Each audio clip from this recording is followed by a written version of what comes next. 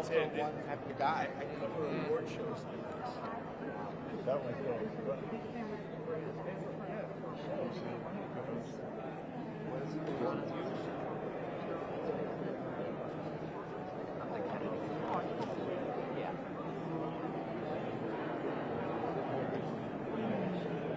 The lady dressed in fish?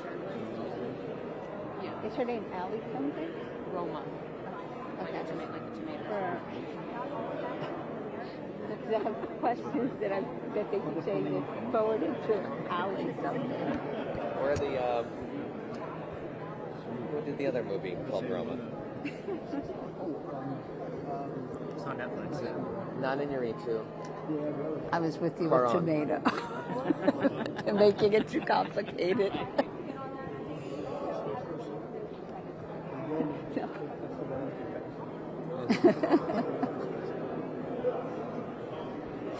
Let me guess, black predominates this year. Vatican fashion show. Yeah, she's vice president of public relations.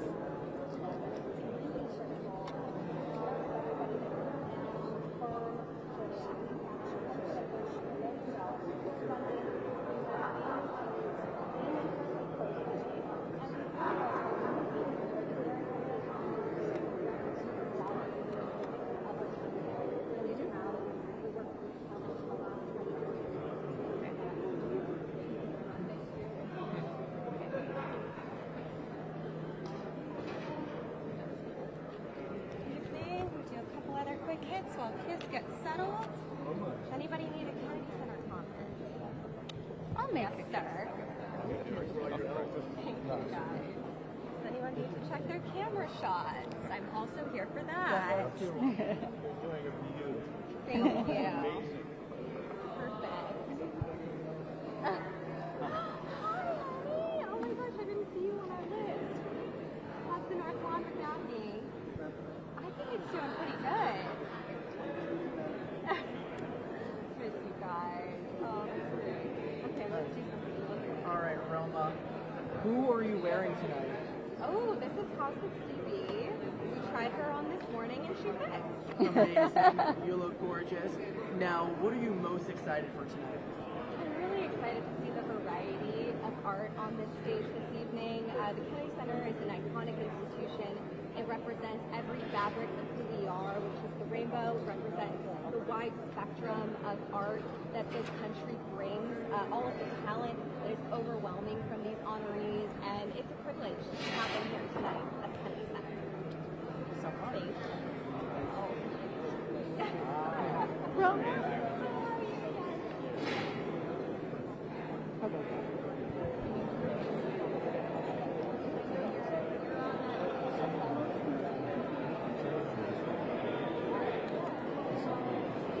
When I'm done, I will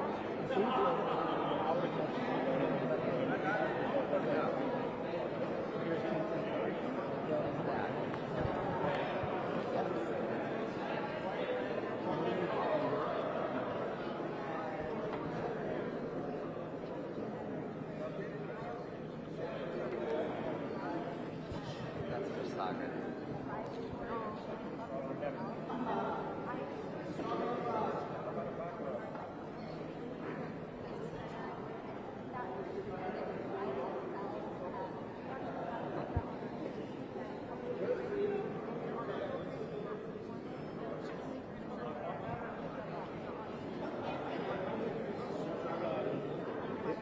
It should be.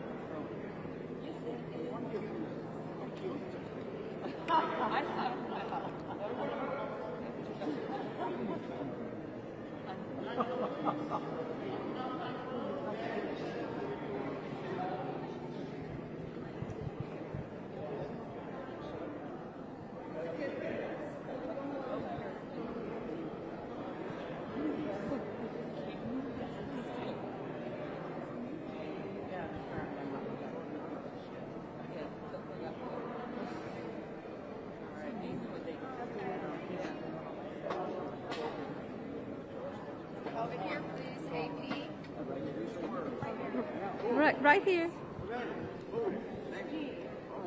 Try to keep them on your right. Hey, what's up, man? Right here is good. Right here is good. Yep, perfect. Nice to see you. Congratulations, man. Arlene from Reuters. How are you? Are we talk at the same time? Yes. No, we'll be separate. We'll go one. I'll go and then she'll go. No, All right, so here we go. Congratulations. What did you Reuters. Hi. So what does it mean to be here without Mr. Freeland? Or what would he have to say? Well, it's still a celebration, and we can mourn him and celebrate what we've accomplished. I'm really the child of the American dream. We came here with nothing. Our parents were people who fled during World War II and aspired to something great, worked hard, and never expected a handout.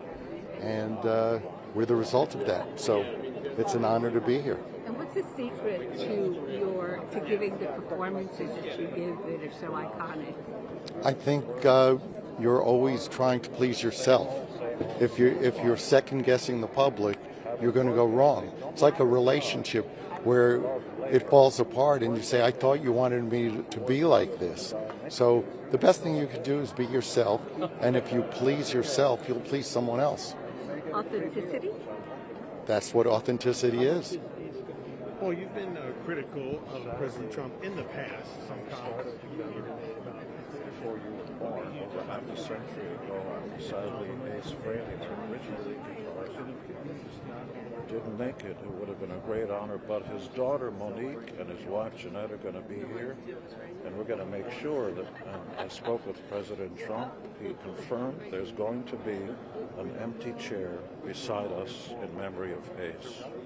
Speaking of the president, what are your hopes for his hosting duties tonight? Do you think he'll be extra funny?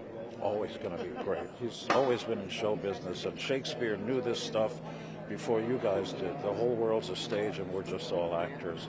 You don't dress like that for no reason. You're aware people are going to be looking at you, and you wear shades because you want people to think you're in a band. Come on. That's it, man. And the reason I wear it all the time is because the sun never sets on planet cool.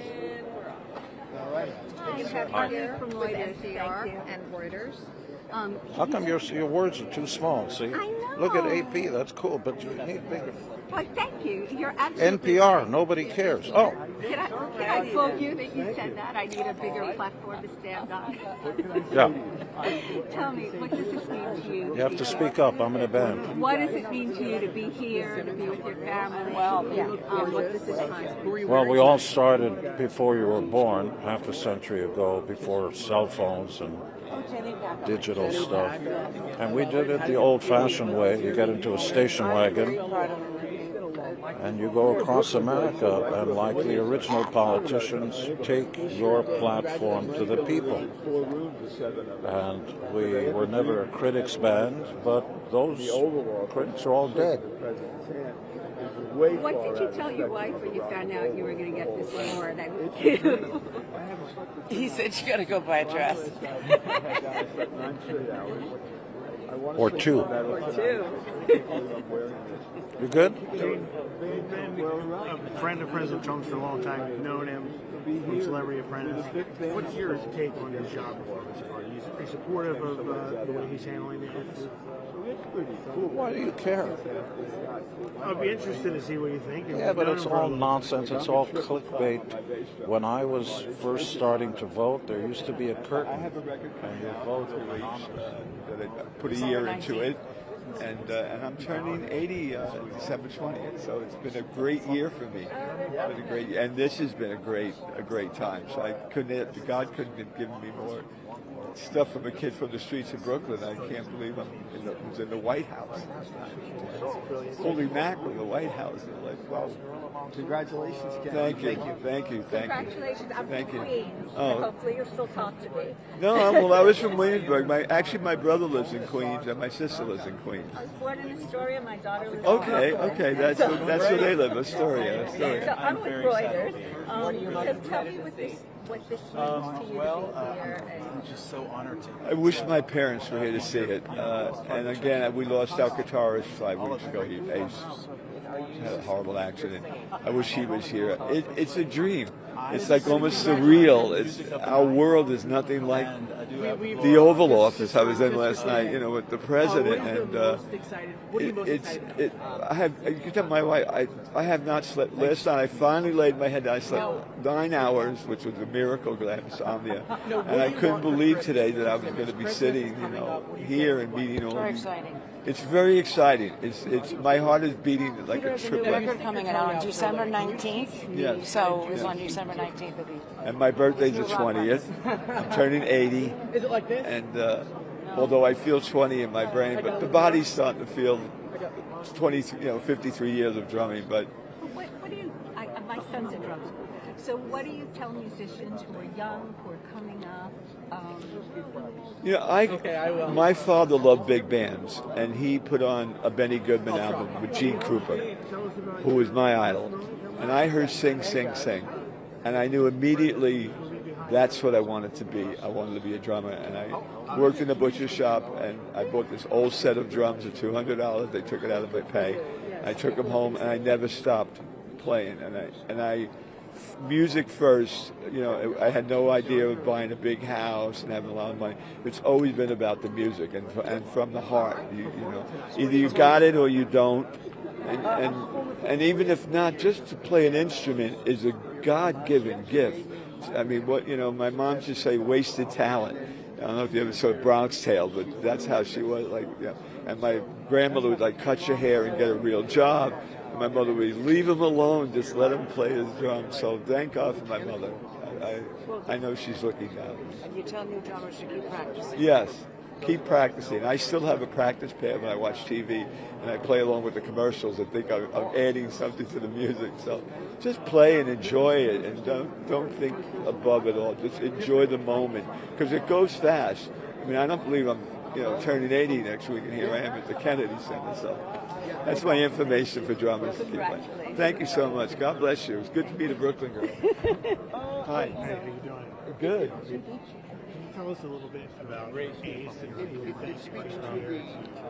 We were very close. Ace and I lived near each other. I watched his daughter born. His wife, his godmother. And also for so it's been a hell of a loss. But I was with him at the end.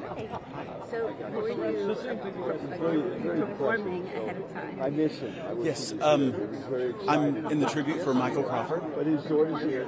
And I'll be singing Music of the Night and Phantom of the Opera. What does it mean to be singing such an iconic song here? Very big part of the band. I am on cloud nine. I just can't believe that I get to be a part of this, and to honor such an icon in all of music. This is so well deserved to have initiated this role. To really formed it.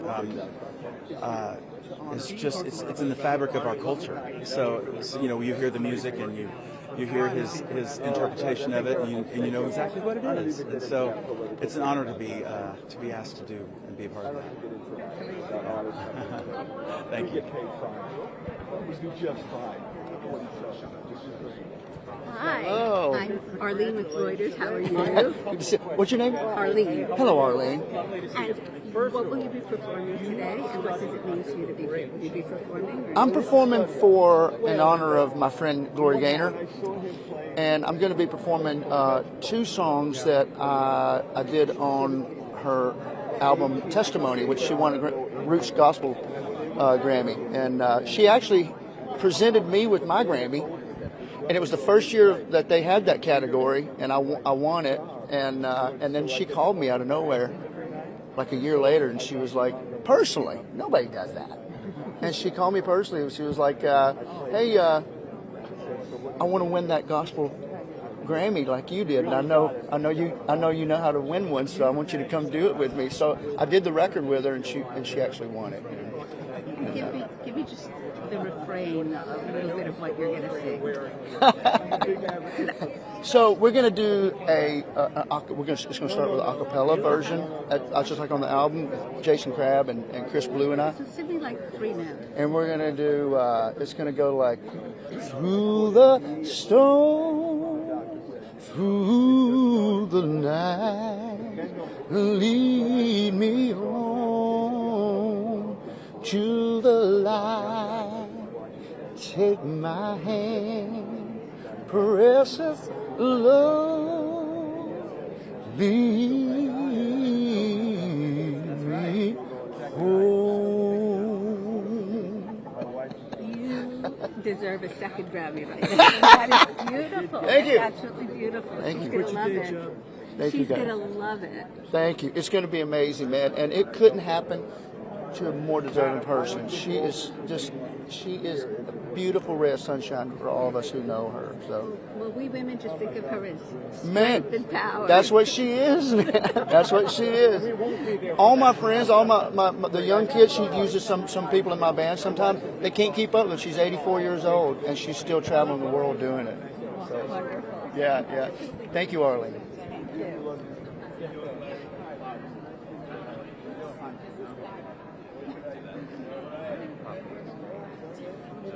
Hi. Hello. I'm Arlene with Reuters. How are you? I'm well. Chris Blue. Will you be performing today? Yes, ma'am. I'm performing for Gloria Gaynor with Mike Ferris and Jason Crabb, 2 gospel goats and legends in their own right, and I'm honored to be here.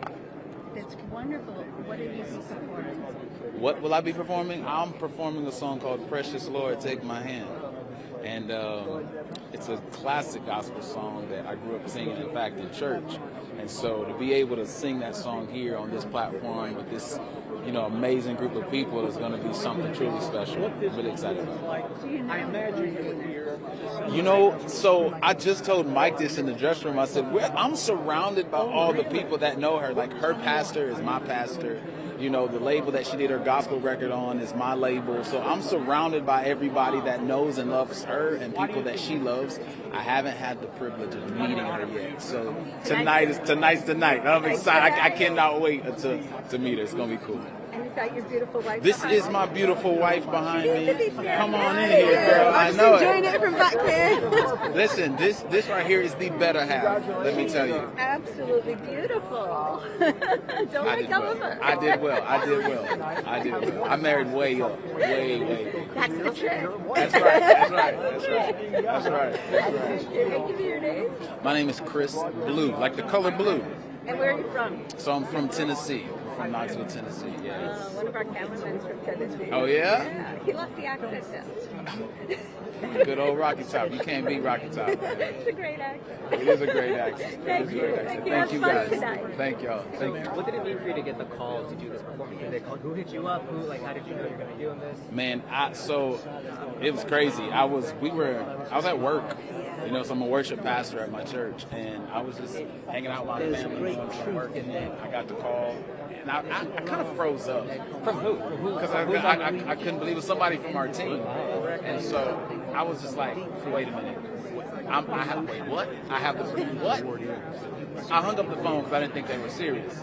They called back and said, no, listen, this is not a joke. It's real. And so get ready. Here we are. Ready? Absolutely. Absolutely. Yes, sir. Without a doubt. Thank you. This is a historical night. It's a new Kennedy Center, a new host, a new everything. How does it feel to be part of this induction year?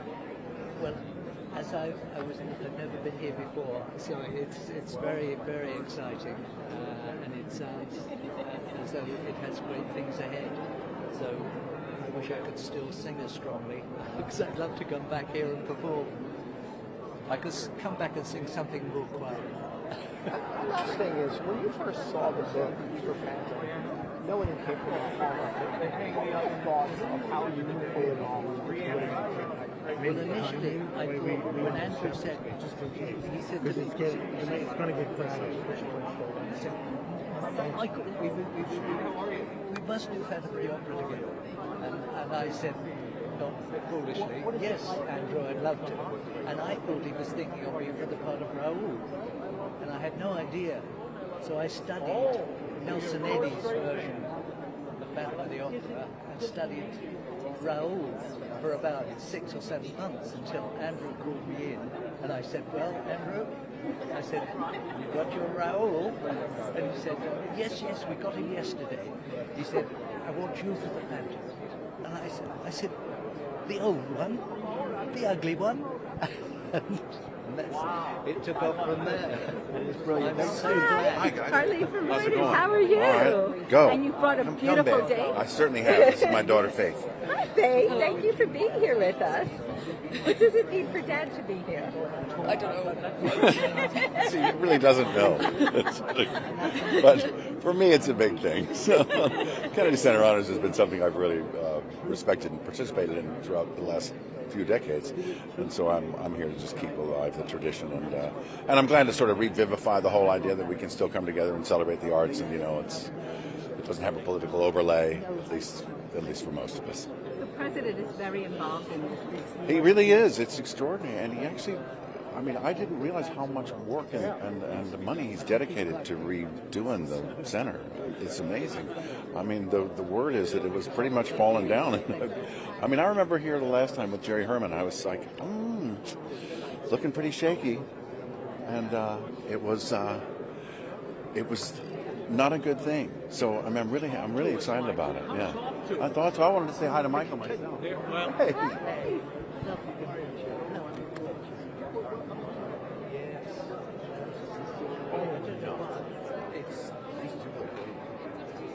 Meet my daughter, Faith. Hello, Michael. Crawford. Hi. Hello. Here's the man. And You've had some great songs. I've had a few. Yeah. Thanks so much. Yeah, well, And Mike, go ahead and say hey. we're with Reuters. I'm with Reuters. Hi. Can you also talk to me about what it means to be here? And congratulations. Thank you. It means I'm speechless. It's so humbling. But at the end of a career, I didn't expect a phone call like that to say you're going to be honoured, and it was just mind blowing. But you've worked for it your whole life. But you don't think about that. I think we all go to do our job the best we can, and you don't do it for reward. The reward is having full houses there. That's the excitement, and to have gone with Phantom to have such audiences in England, and then in New York, and then in LA. We went to. It was amazing to see people sleeping outside before waiting for tickets, and you dream of stuff like that. What does it mean that your music, that your performance, that your show is so iconic on both sides? But well, I say before, I started studying American film, unknowingly study, but from when I was about 7 years of age, seeing Buster Keaton and Harold Lloyd, and watching the truthfulness of their comedy. it was dramatic. What they did was dramatic, and you saw them fall, and Laurel and Hardy. But it's brilliantly done. It's absolutely brilliantly done, and you keep that inside you, and you analyze it.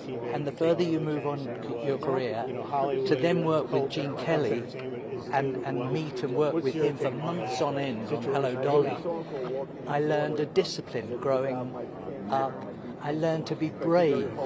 Like, you know, you had strength. You worked from the tips of your fingers to the tips of your toes, and that's where a character comes from, and that applied to the Phantom. So I made it hurt every night. It hurts to use the entire. It's athletic.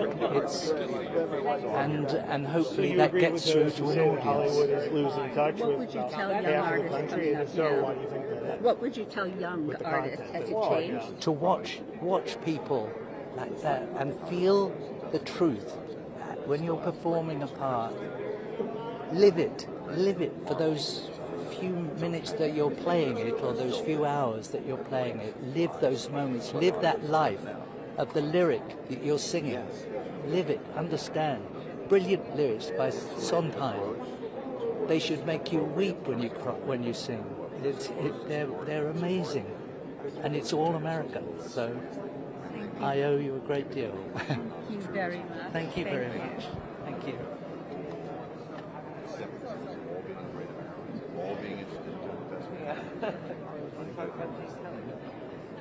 Grammar, how are you, Johnny? Fox. Hey, Johnny, how are you? Oh, yeah. We've met on the red carpet of the Golden Globes. President Trump is hosting. It's kind of different. What do you think?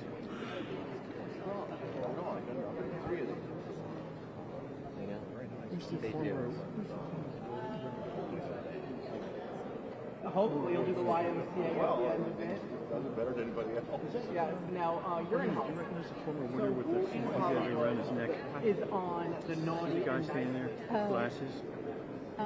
Is that Arturo Sandoval? It could be. Yeah. I think that's Arturo Sandoval. You on the naughty list? There's several. Have you been naughty or nice? Always naughty. There you go. What do you want to tell Jesse Waters? He sent me here. What do you want to tell him? Well, I enjoy being part of this world. Thank you so much. We got to stop.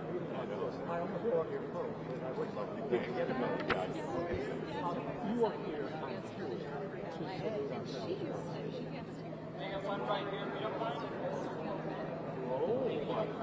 But you work with flying.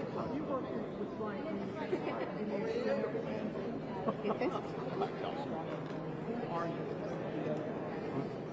Oh. Yeah. Who's here? Shoes? Thank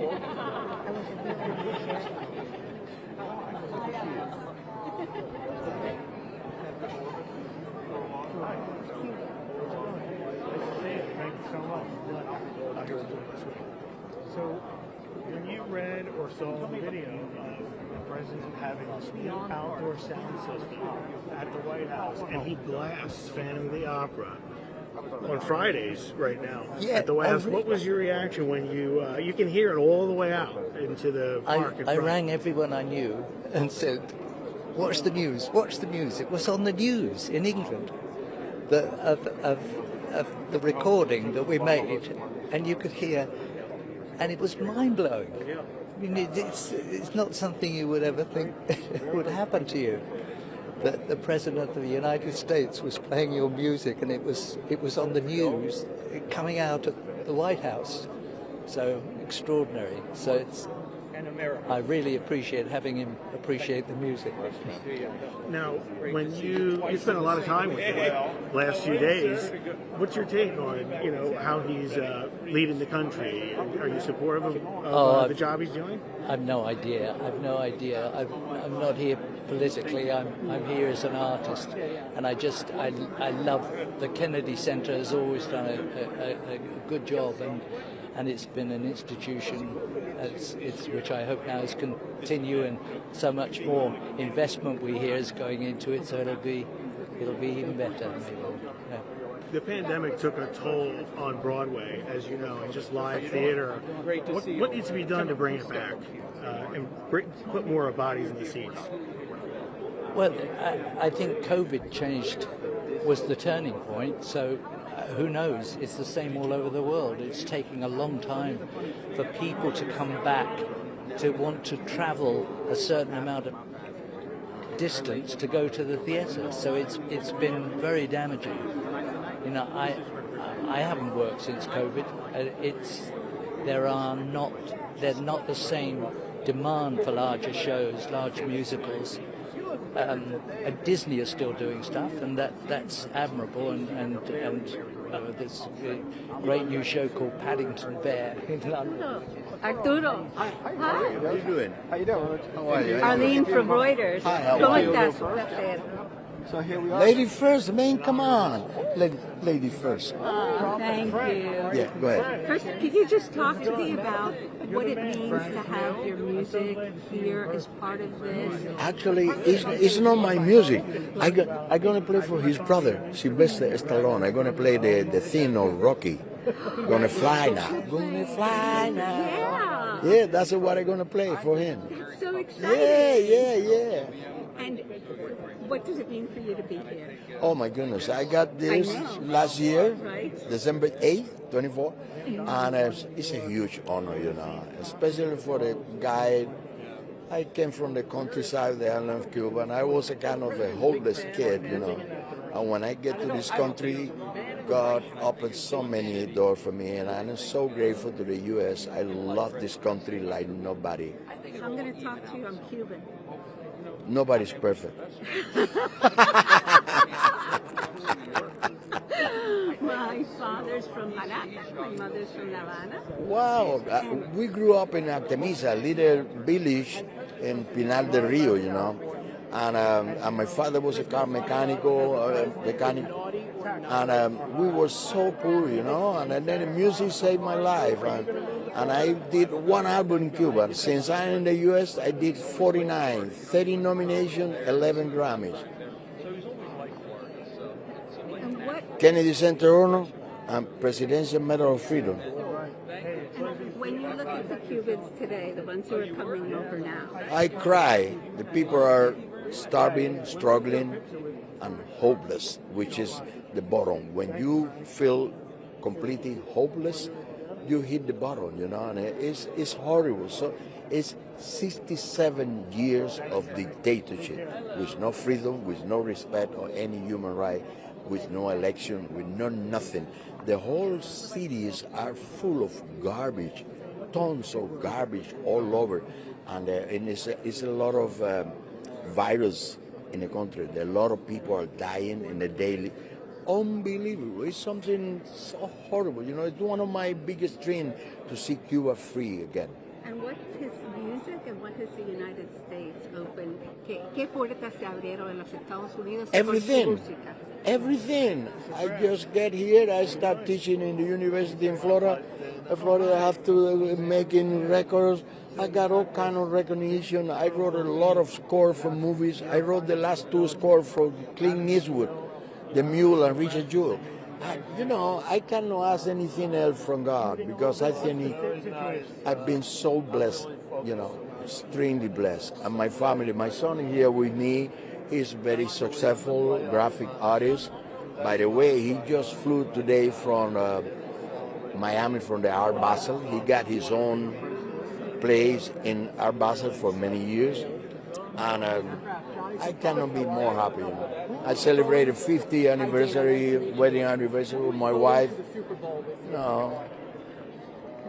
I'm blessed all the way. Thank you so much. Thank you. Okay, sir. Yes, sir. All right. How are you? Good. How you doing? Congratulations. Associate. That's the associate. Christmas is coming. Has President Trump been naughty or nice to you?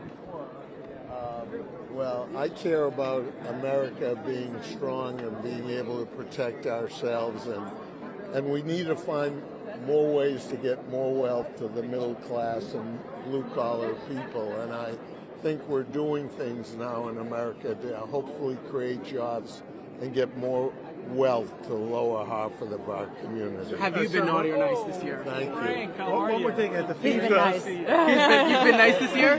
She is the best person. What'd you say? I was just asking you about the FIFA event that you were at. Trump said there may need to be a name change for the NFL because of football. What do you think of that whole thing? American football. I'm going to let the experts deal with that. Football to me is American football. Get on the other. Thank you.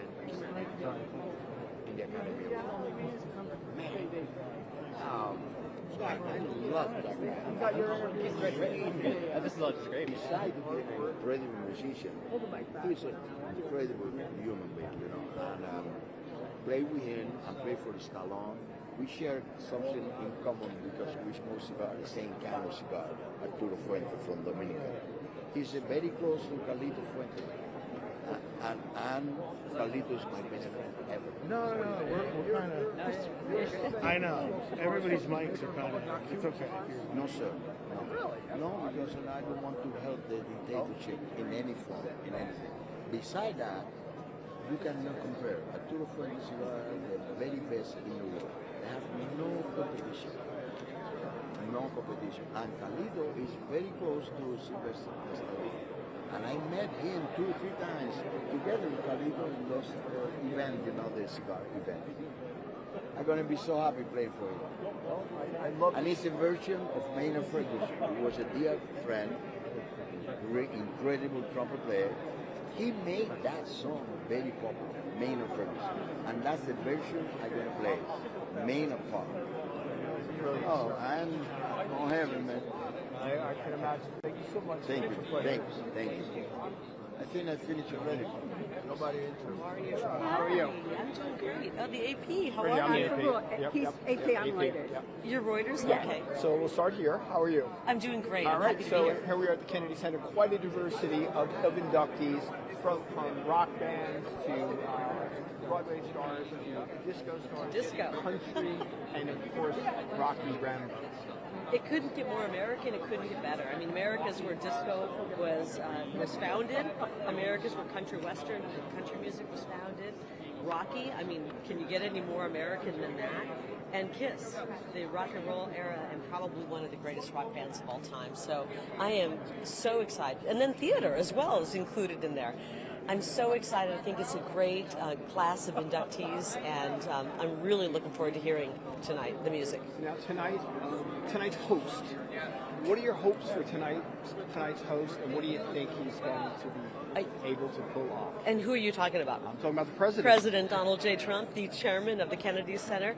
Well, he is the master of communication. He's the master of the arts. I mean, President Trump loves the arts. This is why he said, when he saw what was happening to the Kennedy Center with fiscal mismanagement and allowing this beautiful building to fall apart, he said, we can't let that happen. We're not going to let that happen. And he worked really hard to make sure that money was made available to rebuild this and make sure they fixed it and brought it up to par and get it in its fiscal house in order.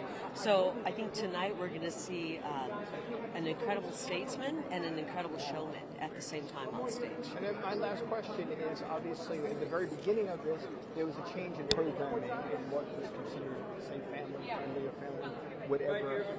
What are your thoughts on, as we move forward now, to how that adjusts and the type of content that does come to the Kennedy Center? I'm not sure what you're referring to. What I'm saying is that like there was some stuff that was no longer acceptable at the Kennedy Center. Well, I mean, nobody is into garbage, DEI, LGBTQ+, all that stuff. Nobody wants that woke stuff.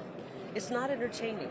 You want to see how the movie industry's been ruined in Hollywood by pushing and forcing down our throats this woke garbage. And the Kennedy Center said, we're going to bring in amazing art. I know that people in the media are shaking their heads and shocked by this, but I'm telling you, the American people don't want it. And I know Reuters is offended that I just said that. And Reuters they want the woke garbage, but we want arts that are just entertaining and not trying to force an agenda down our throats. So I'm looking forward to it. But there's something probably in between those two that is acceptable. We don't want woke garbage. We want entertainment, arts, beauty. Okay, thank you. Do you like woke garbage, PC, woke garbage? I think that's up to the beholder to understand what it is. You're right. Beauty is in the eyes of the beholder, right? And you can tell by the amount of money that Hollywood is losing at such a rapid pace. They're crumbling right now, that nobody wants the woke garbage. And so thank God Ambassador Grinnell came in and said, we're not going to do that. We're going to push some of the great arts, and I think we're going to see that tonight. The class of inductees are not woke. They're not about LGBTQ+, i.e., DEI, none of the alphabet stuff. They're just about entertaining the audiences and being excellent at the craft. Do you disagree with that? I don't disagree with that, but I disagree by just saying that someone's LGBTQ, that would mean that's not acceptable. Are you kidding? The arts, LGBTQ, there's a lot of people who are that. But it used to be that there was just entertainment. It wasn't political. It wasn't trying to shove an agenda down our throats. And I know that the AP and Reuters, I can just see Reuters, she's over here practically crying her eyes out because I'm saying all of this.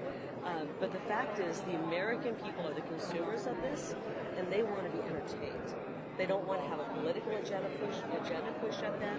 They don't want LGBTQ plus trans, DEI. They don't want that garbage. They want to sit when they spend their money and be entertained. And we haven't had that for the past several years. And I think Hollywood will come back when they realize that. So I'm looking forward to tonight.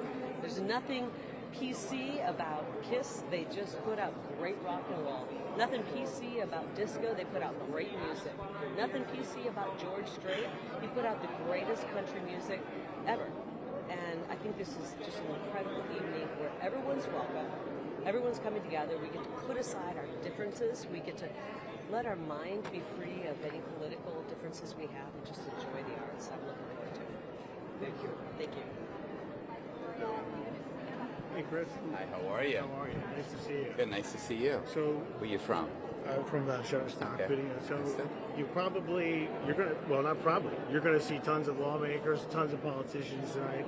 What's your message for them? Anything that is in your wheelhouse? Any issues you're concerned about? 100%. Well, Chenille and I were blessed to have 3 beautiful children, but our first child, Johnny Christopher, was born when he was 20 months old, had pediatric cancer. So we've dealt with that for over 6 years, pediatric cancer, and 1 child every 2 minutes is diagnosed with this disease. I know President Trump has been working feverishly on trying to put more money towards pediatric cancer and other childhood life-threatening diseases, and that would be my message. We can never have enough money for our kids who are dealing with life and death and should be dealing with what to play with.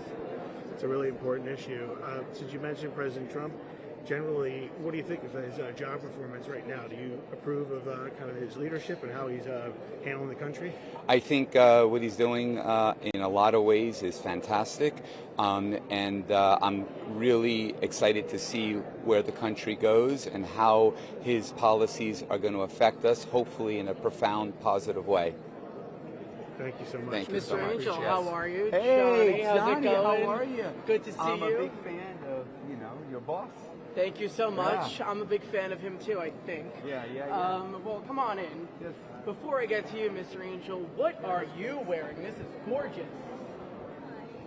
Philip Klein, and who are you wearing? Well, this is actually my costume shop made this for me, and this is based in all of my tattoos that I have. Jesse Waters, I can get you one. You can do all of your tattoos. But you don't have tattoos, Jesse, but we can get some. Have me on your show, Jesse. What are we waiting for? I'll do some magic for you. Can you make him disappear? For enough money, anything is possible. And then you could take his slot, but I don't think you can fill his shoes because I can't feel Paul Stanley shoes. Look at those shoes. Look at those shoes down How are you? there. John Curtin. All We right. spoke in our Thank studio. you so much. AP. I appreciate it. Yeah. How are you? Congratulations. Thank you. How is this year? It feels like a dream. It's incredible. It's a dream come true. And because, as I said before, I've seen the people who have gone on before me. I've admired their talent, and to be counted among them is absolutely incredible. And I'm just floored. Yeah. Thank you. Thank you. Congratulations. Thank you. What Thank does you. this mean to you? It means to me that, can I say I've arrived? Yeah, I think I've arrived. I think you could already arrive. Yeah, well, I mean, but to be recognized in this way is like the pinnacle.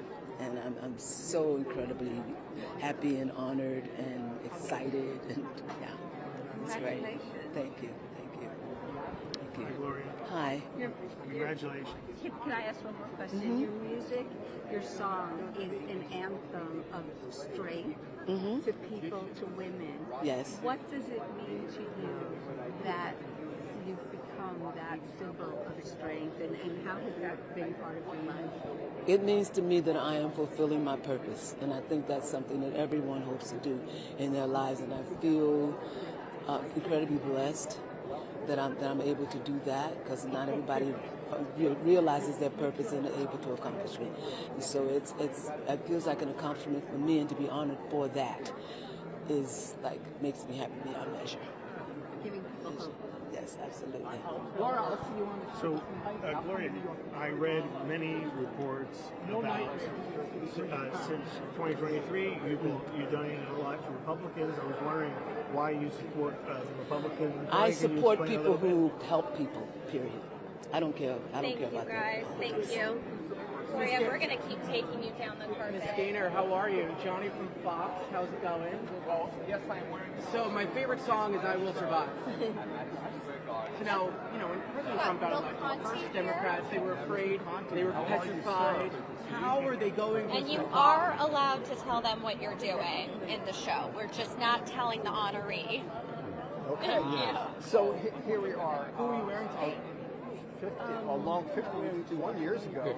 50. Next year will be 50. Yeah, okay. Hear a little I Will You made Survive. magic with the music to this film that still lives on. To be here tonight to while Sylvester Stallone, how does it change? Well, his career has shown his versatility, writing, directing, acting without a doubt. He's shown to be well deserved with this honor. And for me to be here, of course, after 50 years and still, not only still be alive, a lot of people from the early Rocky movie are not with us. And to be with Sly now, a wonderful pleasure. Arturo Sandoval will be out there. Yeah, Arturo Arturo about will be working with him, which you have in the past. In the past, Yeah. yes, wonderful pleasure.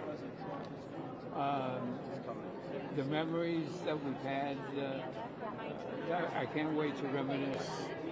Of course, he doesn't know that I'm here now, but we'll do all that sharing as soon as the show is over. That is great. Thank you so much, sir. He's behind you. That's right.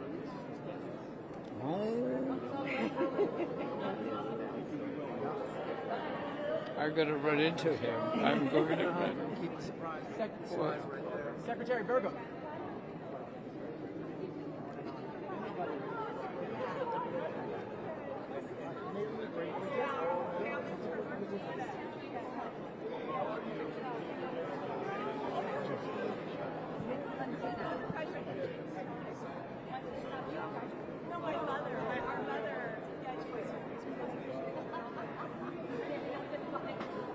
Secretary Burgum.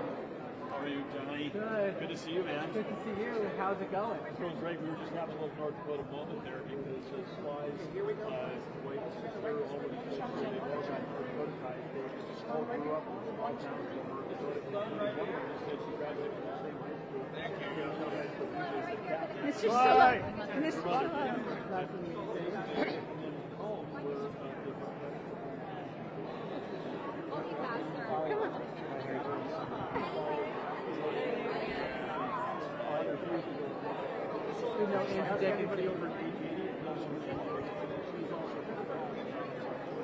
That's amazing. Now, which cabinet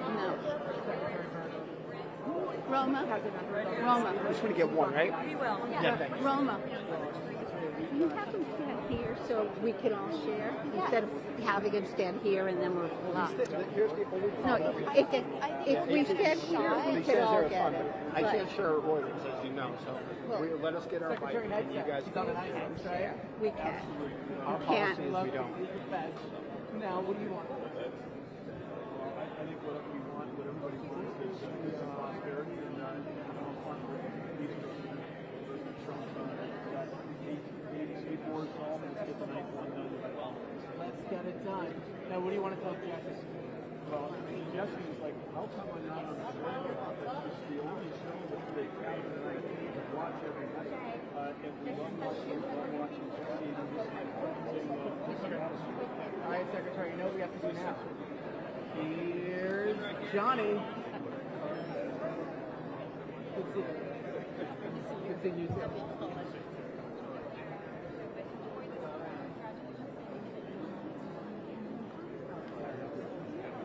Mr. Stallone. Mr. Stallone. Mr. Stallone, can you tell us? Mr. Stallone, congrats. Congrats. How does this feel? Yeah, AP. How does this feel for you to be here tonight, man? How does it feel? How does it feel? Well, you know, it's kind of like being in the eye of a hurricane. You're not sure yet until you're able to analyze it.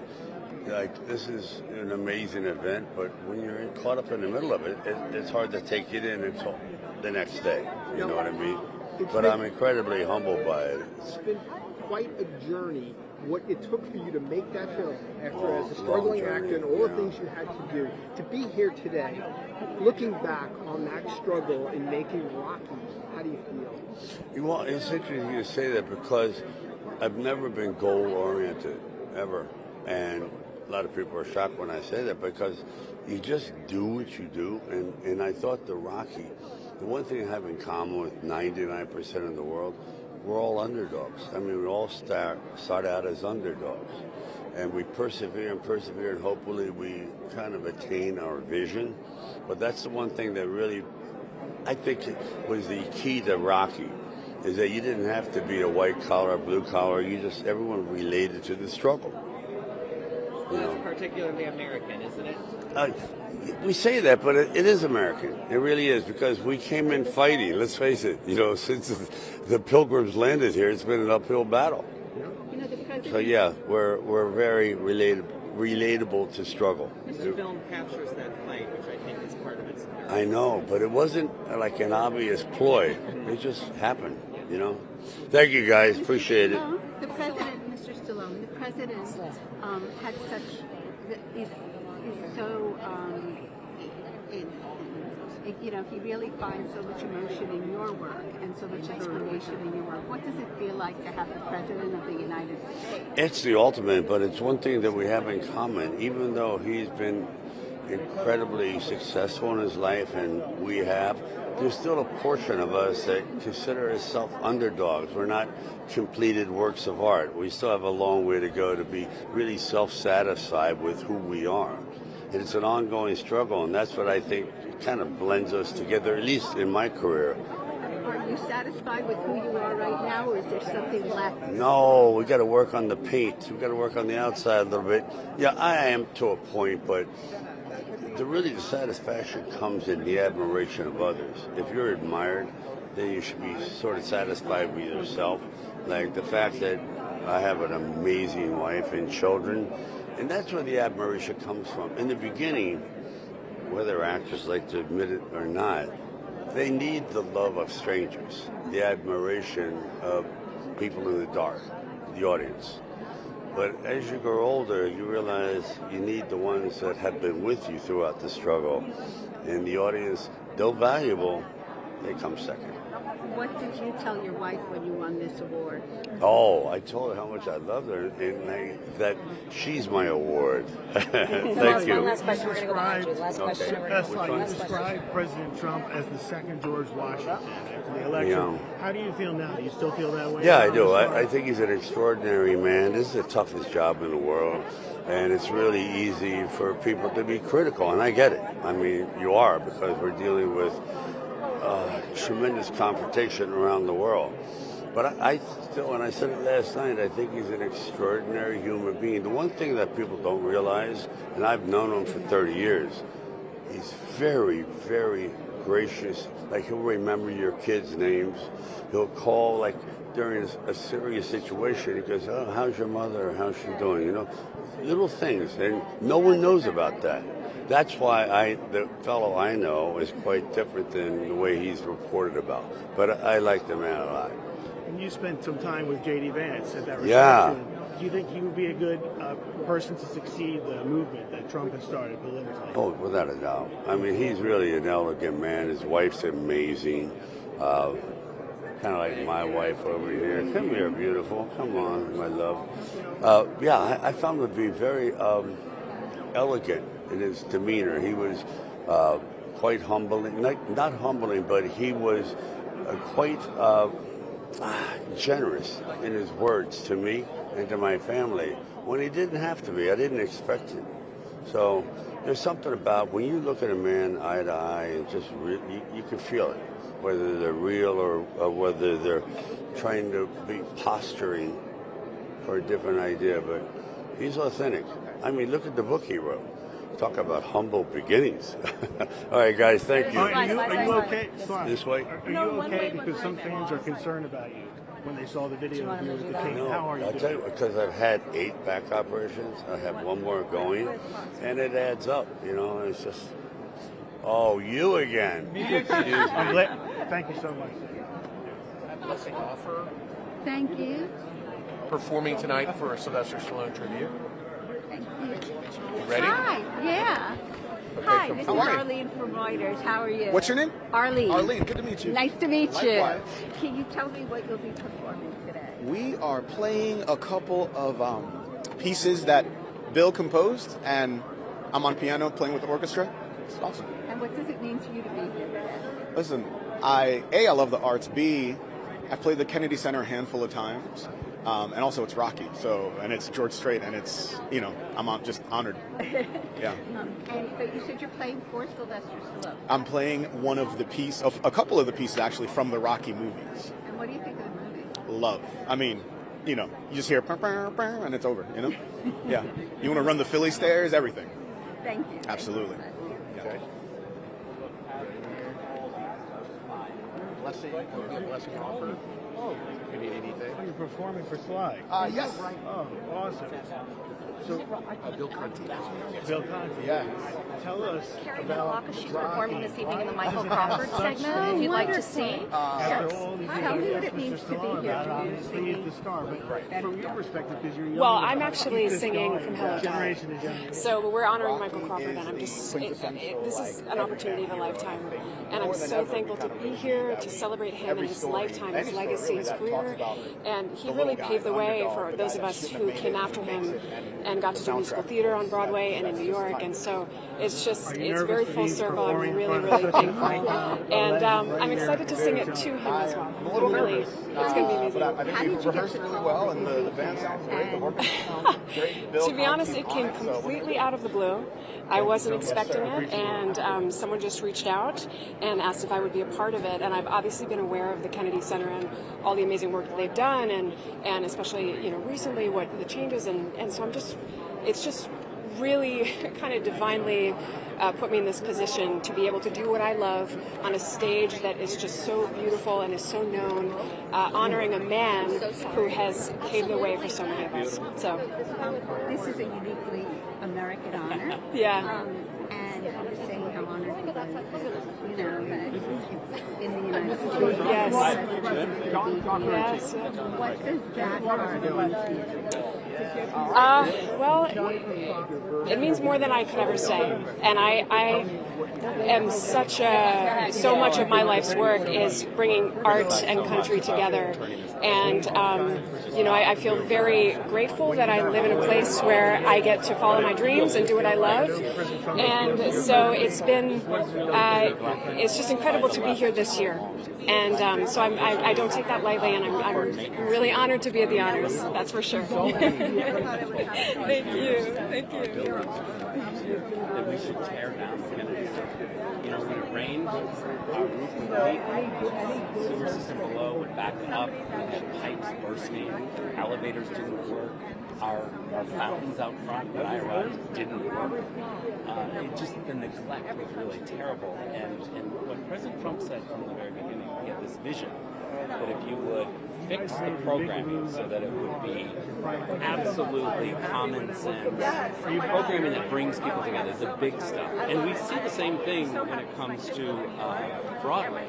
Some of the new stuff doesn't always work, but what works, what sells, is when you bring back the big stuff. And that's exactly what we're trying to do. We're trying to do common sense programming. And when we did that change, corporations came flowing in. We've never seen so much money coming in as we have. It's really amazing. And because of that, we have our largest ball in one night for the honors. We raised $23 million tonight. We have $130 million and growing in this 10 months since we've had.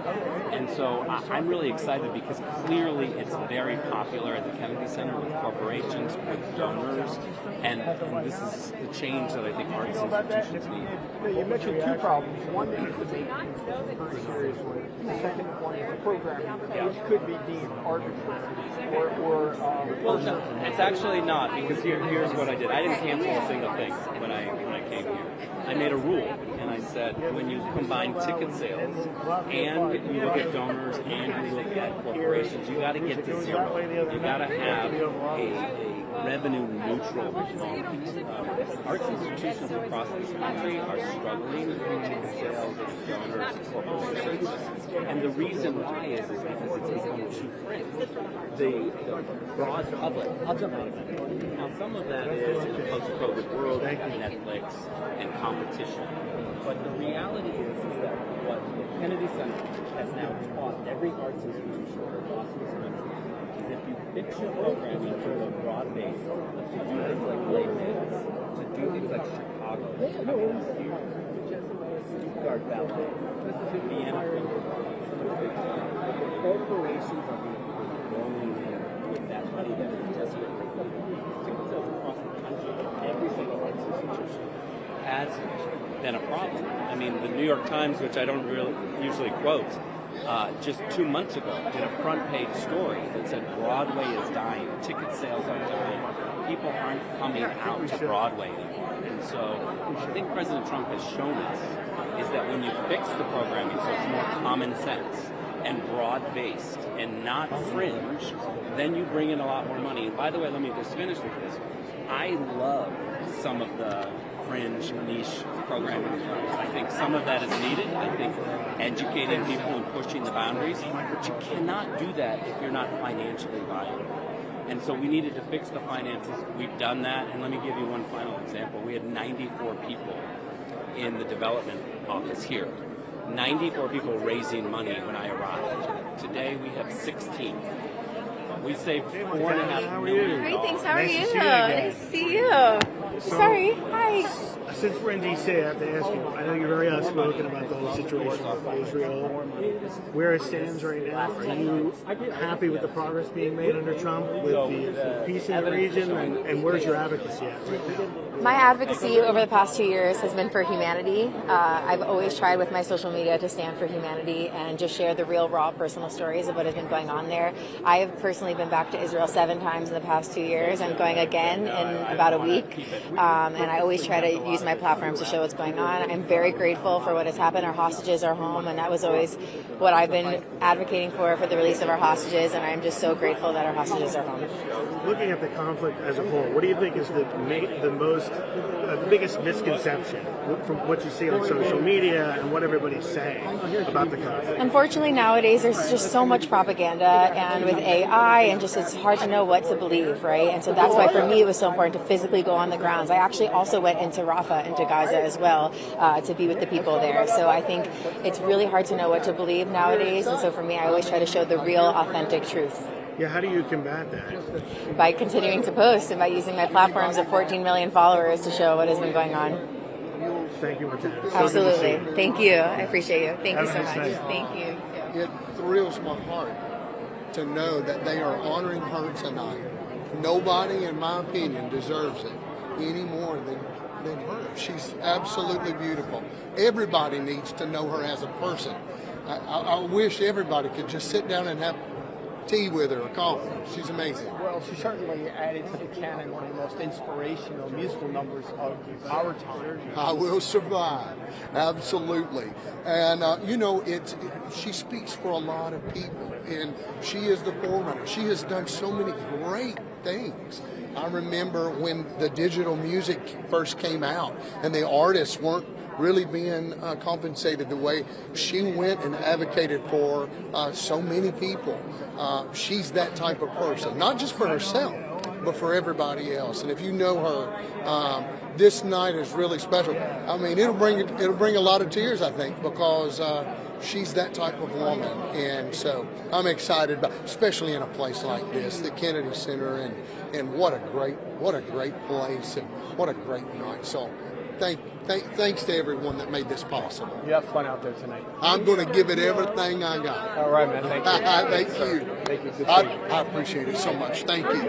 Hi, I'm Arlene with Reuters. Hi, how are you? Good. You'll be performing for Gloria Gaynor. I am. What will you be performing? I'm going to do it. So she did a gospel record that she actually won a Grammy for. And I got to be a part of that record. We did a couple of numbers together, and also we wrote a song together. And so I got to know her. She was, of course, she lives in New York. I was playing Carnegie Hall, and we started on Twitter just talking back and forth, and she said, I think I'm going to come out. And so here's what I did. I let her know that I was going to be there, and I'd love for her to come out. And she came out, and she said, I've never played Carnegie Hall before. It was a bucket list. I'm like, so we became friends. We talked. We got, and so anyway, this record, I'm going to be doing a gospel number that we did on there, Precious Lord, Take My Hand, and then we're going to do a song that she wrote that we're excited about. I just come out and sing a little bit of that, talking about Jesus. Can you give me just one line that you're going to sing? Oh, sing a little line? Okay. Hear my cry, hear my call. Hold my hand, lest I fall. Take my hand, precious Lord, lead me on. Which number? Thank you so much. Thank you. And I was talking to her a little while ago, and I said she gives hope. Oh, she is that. And you feel safe. When she starts talking, and when she starts, speaking to you, it's just like it's almost like she's a minister in a such a way. It's like she gives you comfort, she gives you hope, she gives you all of those things. She makes you feel comfortable, safe. And I think it's got to do with the relationship, the spiritual relationship that she is. Thank you. Thank you for having me. Who are you wearing? Oh, I'm wearing Remac. There's no one else to wear other than Remac, my friend. But let me tell you something. Tonight is all about America. Tonight is all about President Trump bringing together the best talent and bringing us all together and recognizing that music is something that has a commonality. And we all love it. We all enjoy it. And this is about the energy that the president brings to America. God bless him and God bless his country. And you have a great singing voice. I am tone deaf, Johnny, and you know it.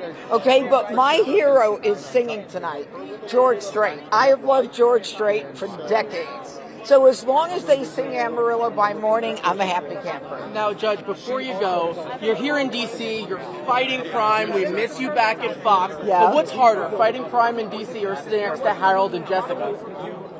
Fighting crime in D.C. is probably the toughest thing I'll ever do, and I miss Jessica, and I miss Harold, and all my friends on the Five. But you know what? This is a fight worth fighting, and I'm thrilled to be here. All right, we love you, Judge. I miss you. Miss you. Yeah, Mom. We'll see you soon. Judge, I have one for you before you go. Yes. Nice to see you again. So let me ask you about this, because you've encountered in D.C. a lot of issues when it comes to ICE What did you think when you saw that video of the Democratic congressman getting in the way of ICE agents and telling them back off, back off? Came out today. I didn't see. I'm sorry. I didn't see this. I'm sorry. I don't know what you're talking about. That's fine. That's fine. I mean, I'm happy to talk about any case that I know of. I mean, I could talk about the pipe bomber. I could talk about Ramanullah Lockenwall, who came and shot 2 National Guardsmen. We've kind of been preoccupied with that. So you have been very busy. Yes, and, yes. You know, when you talk about the pipe bomber, why so long? Why did it take so long to get him? Why do you think First now of all, we did it took President Trump and his FBI to make a decision to use the energy and to use the resources we have. Under President Biden, they pulled FBI off that case. It's all about determination. It's all about this president and Dan Bongino, Kash Patel, and my office saying we're going to get to the bottom of it. And we did. That's all you need is determination and drive and competence. Don't forget that. Take care. Thank you. Hi, this is Jason Crab. Hi, how are you? This is Shelley. Hi, Shelley, how are you? 2-time Grammy winner. Oh, thank you. So it's an honor. How are you? Oh, I'm so excited. He's doing Gloria Gaynor tonight. Oh, sure. I don't want to get in your way. Hey, Brett. How you doing? Very good. Good to see you. Good to see you. So much. We met, Amy. I don't think we've ever met. You guys. Hi, Johnny. Nice to meet you. Nice to meet you. Come over here. I'll grab you. How we doing? How's it going? Good to see you. Thank you for all you do, my friend. Yeah. He has one especially for you. Oh, good. Yeah, we prepared for this. Oh, wow. So I'll start with you, Amy. Amy, who are you wearing? You look gorgeous. I love it. Now, Brett, Jesse wants to know how many vacations. He says you're always off. Yeah. That's really nice, Jesse. How many vacations do you have? He wants to know if you're improving your golf game. Is that why you're so good at golf? I am actually improving the golf game, one stroke at a time. I'll take you out. We'll do some practice. Has Jesse been naughty or nice? Let's see. Depends on the day. When it costs us Pretty naughty. white flag. All right, what are you looking forward to the most today?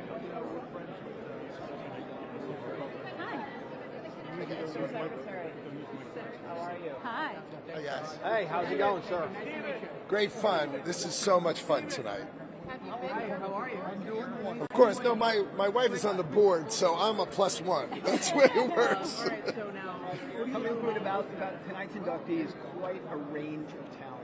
Well, last night at the State Department, each of the honorees spoke for 5 minutes about their lives, and it was so moving and so personal, and it really created such an amazing setup for tonight's event. So we're really, really excited. Well, thank you so much. And Allison, what are you looking most forward to? I'm most looking forward to President Trump emceeing tonight. I think it'll be great. It'll be so fun. How entertaining do you think he's going to be? I mean, it's a tough task. Oh, this president, he is so relaxed in front of these cameras, as you know, and he's so funny. I can't wait for tonight. It'll be so fun. Do you think we'll Thanks. get him to sit? I don't know about that. You might get him to dance, though. You might get him to dance. Secretary Lutnick. Yeah, hi, How are you? How you doing? Great. Nice to see you. Nice to see you. Good to so, see you. Let's talk about tonight and the transformation of the Kennedy Center. What sticks out to you the most in terms of the transition that you're pleased with right now? Well, we know the Kennedy Center, when the president was inaugurated, was in tough shape. Right, it had financial difficulties. They were paying their staff out of debt, and the president came right in, and he loves to fix things. You know, he loves that. So he painted the columns a different color. He's going to make this building so gorgeous. Got $250 million in the big, beautiful bill for this building. I can't wait to how glorious it's going to be. Now, let me ask you about this. We have a huge Supreme Court case right now on tariffs. If that were actually to be overturned, Trump's emergency power, what implications would that have for the economy and for the country right now? So I sat through that case. We are going to win that case. Right? We're going to win it either 5-4 or 6-3. And the Supreme Court understands how devastating it would be for this country if they didn't stand up for the president's power to protect and defend our economy and our country. So I think we're going to win. You heard it here. We're going to win that case. Thanks. Secretary Lutnick. How's it going? Johnny from Jesse Waters' show. Nice to see you. Have we done any trade deals today? None today. You know, this weekend is Kennedy Honors, and I'm a +1. My wife's on the board of the Kennedy Center, so I'm here to support her. Oh, so you're the big guest tonight. So you know, Christmas season's here. Which cabinet member would you? Christmas season's here. Which cabinet member would you say is on the naughty list and who's on the nice list? Yeah. You know, I love this cabinet. They are the most fun. They are the most unison, like a family. But Secretary Rubio is the funniest member of this cabinet by far. He cracks me up the most. So he is definitely the joy of the cabinet. He's on the nice list. Who's on the naughty list? No. Are you? You know what? You have to ask her that. But you know, we are such a tight cabinet, and it's such a great team. I love being part of it. It's really good. Who are you looking forward to seeing the most tonight? Oh, I don't know what the guests are. I mean, I think the key to tonight is we're going to see who performs. Hi. We can't wait. I'm Marlene. I'm from Reuters. How are you? I'm very well tonight. Very excited to be here. And you will be performing? I will be performing. I am honoring Gloria Gaynor, who I'm excited, so excited to honor her. Well, excited to be here for all the honorees, actually. But years ago, Gloria Gaynor had a radio show with the BB Radio 2, and she was the host. She left, and they offered me Gloria's radio show. And I couldn't believe that I was meeting with her, talking with her about the radio show, and just a tremendous talent. And I Will Survive is the theme song for so many people's lives. You know, we're going to make it. We'll be good. So it's an honor to be here. Thank you. You know, he started with the columns outside. He's raised $250 million for the Big Beautiful Bill to 8 his buildings. I know who that is. Those two. They have a different height. They have a height challenge. They're up by like 2 feet. There's a couple. 6'5". It's like Brad and arts and sports. He's so cold. This building is crazy. So, you know, his front right just doesn't work. Now he's going to make it.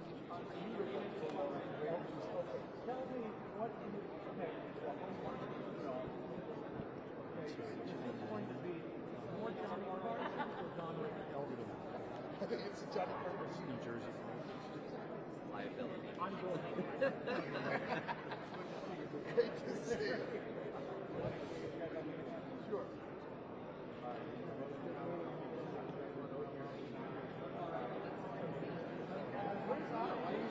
She'll be down here. She'll show up. When does it start? 6:30? Neil, you got a second? Sure. Come on over. Right here's good. All right. How are you? I'm John. John, All right. So here we are. I'm assuming you're here. Hey, Elena. How you doing? Support your co-star.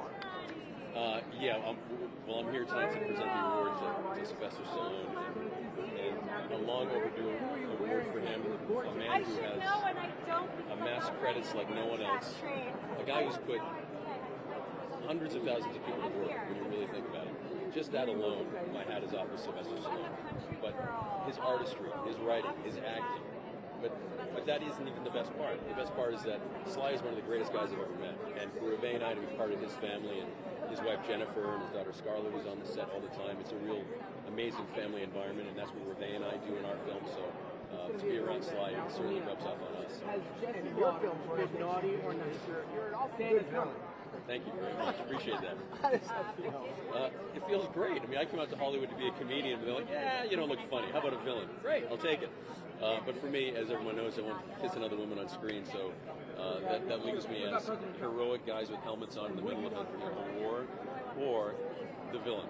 So I do them both with Smile or the Cowboy now, which is really great. I'm so blessed that my career has now become that I get to produce with my wife, and write with my wife, and create all-American themes and films that I've always aspired to do. And I think a lot of that comes from hanging out with Sylvester Stallone, to have the confidence to stick to your guns, make sure that you have the confidence to pull it off, and go for it. And that's what we're doing now. We're about to do our 13th movie in the last 5 years. But we're keeping our villain fans happy. Neil just did a slasher, thrasher, Yeah, that's horror film called Exalted, which comes out next year. Yeah, but we're very excited still about it. playing the villain. Yeah, dude, you gotta play them all. Yeah, I was going to say, yeah, Yes. you got to. I'm not letting you guys down. I'm gonna keep playing villains for The y'all. Yellowstone villain is pretty. Yellowstone was wicked. It was awesome. It was so good. Anyway, thank you so much, sir. There you go. My pleasure. Arlene from Reuters. Did you talk to me? Hi, how are I you? know.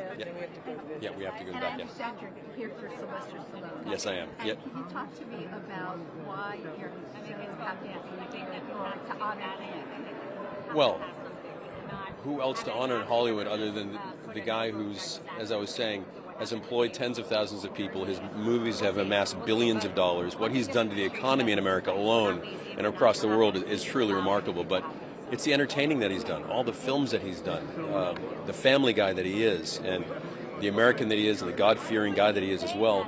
Those are the things that Reve and I love to be around. And so, you know, he's unlike anyone else. So for tonight, to be here in the Kennedy Center, a guy from Boston, Massachusetts, myself, to celebrate that name and to be on stage to give an award to my favorite guy in Hollywood, are you kidding me? It's pretty awesome. When did you meet him? The first time we met was about 3 years ago on a Zoom when they were very interested in me to be on Tulsa King. And they said, okay, great, in 5 minutes we're going to have a Zoom with you and Sylvester Stallone. We're like, what?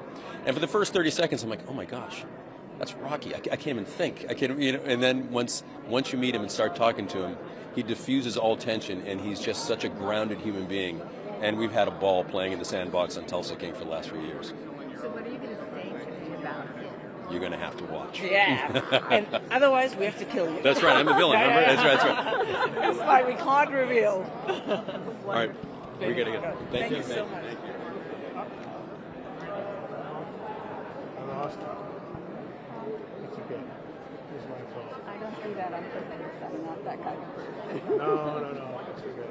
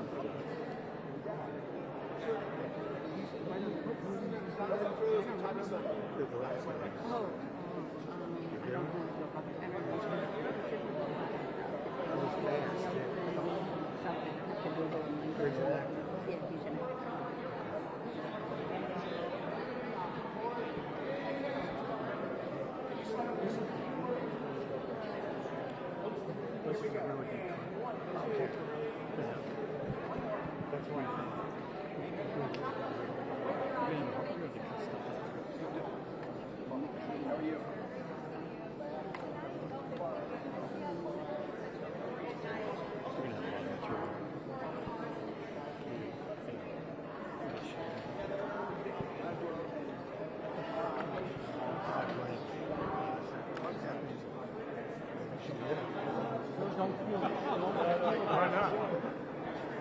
I mean, I'm doing it because they're all here. Mr. Blanche. I don't know if I should get the doctor. I'm getting Blanche. Mr. Blanche. Mr. Blanche. Quick question. Guess it's not I don't want it too loud. I can scream. Well, Trump, we're going to have to scream. I think he hears. I think he hears his inside.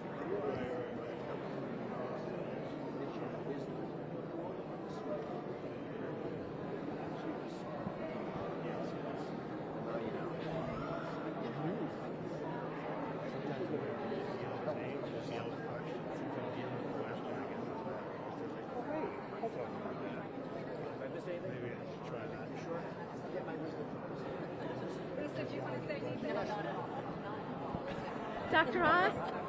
Hi. Hi, how are you? Okay, Arlene from Reuters. Hi, Nice Arlene, to how are you? talk My wife, Lisa. Hi. Wife of 40 years. 40 years. Best thing I ever did. She should be getting the award. Well, I'm telling you, I was offering He it is to her. my award. Aw. So here's my question. When I look at some of the people who've been awarded today, it seems to be that their message is hope. We have I Will Survive, we have Rocky, we have... You're a physician. How does hope, how does inspiration, how does that fit into people's well-being, and what does it mean for that to be what is being rewarded here today? Arlene, what a beautiful question. Our biggest enemy in illness, but also in America, is nihilism. When we actually lose hope. And when you see Rocky, who happens to be my neighbor, and you see Sylvester Stallone in a private setting, he just gives you hope at every level. Now, he's funny as stink to boot, but he also is uplifting because his vision is a pretty simple one. See what you want to do. There's a fine line between vision and hallucination. Others have to see the vision. In order to bring it to life, you have to work hard. And I think that's sort of the message. If we work our tails off and we have confidence in ourselves and that there is some destiny that we could all achieve, it gives you hope that you can do anything. If Sylvester Stallone can do what he's done, we can all be superstars. It's not because he's normal, it's that he normalizes success. We heard that from we had Gloria Gaynor with I Will Survive. Arturo Sandoval walked through here and talked about his Cuban childhood, his Cuban childhood and how, the U.S. gave him opportunities. What does it mean that the United States at the Kennedy Center is recognizing that? Well, Gloria Gaynor is a wonderful example. You have a passion for doing something, maybe a gift, but it doesn't go anywhere unless you're actually willing to roll up your sleeves and engage life fully. And if you look at all these artists, they have that confidence that this country offers you unparalleled abilities to excel. When my father came here as an immigrant back in the 50s, he saw what later Ronald Reagan described as the shining city on the hill. That's ultimately what they're giving us. They're showing us that anybody can walk up to that hill and be recognized, in this case for their excellence, but by doing that, they're actually pulling us up too. They're saying to all of us, wake up. You have destiny, you have opportunities. You're put on this earth for a reason. Live up to that. Have agency over your future. And that's what the arts do too. Well, the arts waken you in many ways. And as a scientist, I'll say much of what's happened that's breakthrough in science first happened in art. Art opens our eyes, gives us epiphanies, awakens us to some deeper realities so that science can finally actually move in the right direction. It aims us. Dr. Oz, I would love to ask you, since you're the head of CMS, what's happening with the Obamacare tax extension, premium subsidies? What do you want to see happen, and what are you hearing from people as a result? I want Congress to debate it robustly and come up with some ideas that we can all accept as Americans. And I'm hearing better and better ideas coming out of Senate and the Congress, so I'm excited about this week. I think some of those ideas will be recognized more publicly. God bless. The vaccination changes, are you in favor of those? Yeah. I'm supportive of kicking the tires. You know what do parents do? They put their kid in the car seat, but then they double check it's okay. It's not because they don't trust the seat belt or the car seat. They want to just make 100% sure. And what these experts told us is hepatitis B vaccine works and it's very effective. But when you get it might vary from person to person because some folks are in a higher risk situation than others. So I thought it was wonderful that they allowed there be a shared responsibility between doctors and patients to make the decision. My job is to pay for it. And loud and clear, no matter what you decide, we're going to pay for it. All right. Do you think there should be income requirements for those subsidies? We haven't had income requirements. If it's unlimited, which it is right now, you have people who have million-dollar homes, multi-million-dollar homes, who are earning fairly high salaries. Understandably, folks who are cooking burgers, bread, making minimum wage, don't want to pay this. Dr. Oz, Merry Christmas. Jesse Waters has a question for you. Oh, Jesse, where's Jesse Waters? Well, he sent me instead. Okay. Hey, Laura. What do you want for Christmas this year? I want Laura Ingram to take better care of me. Oh, who has been naughty and nice? President, his children are truly inspirational. My daughter that's literally, I cannot get, living in Pennsylvania, County, I don't know what it is. I can tell you, people actually pay me. Give me advice. You're Jesse, give me advice. Give you advice. So you've been a TV host, and now President Trump is hosting you. Did he call you for any advice? The president usually comments on his hosting skills by saying that his biggest asset, first of all, he's innately funny, but his biggest asset is he can capture a crowd. He'll capture an audience. Tonight's Kennedy Center Honors event will be the highest rated ever. Highest rated ever. What do you want to tell Jesse? I love you, Jesse. Where are you? Get back here. Where's he hiding? He's hiding in New Jersey. Please, New Jersey, really? Jesse.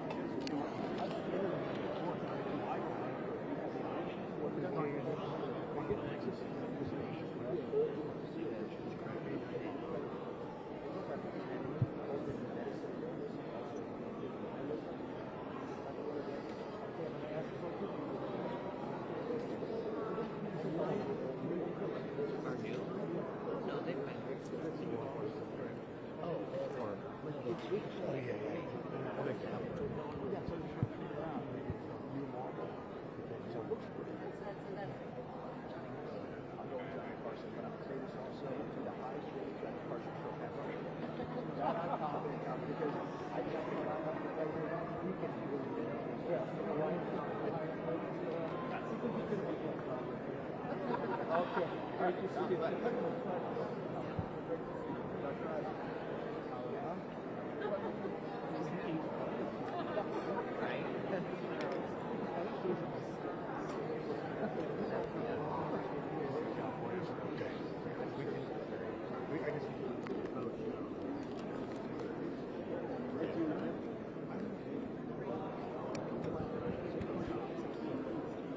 Well, yes.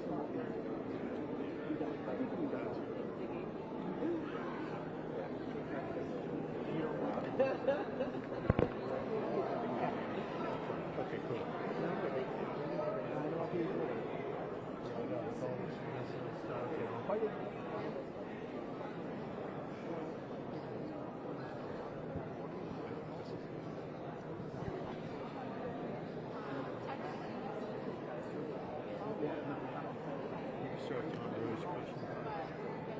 Who's the guy?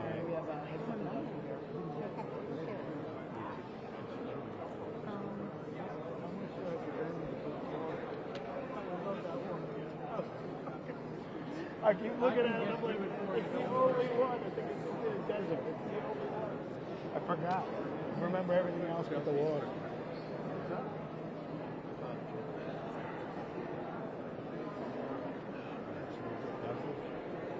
What happened? Want me to get back in?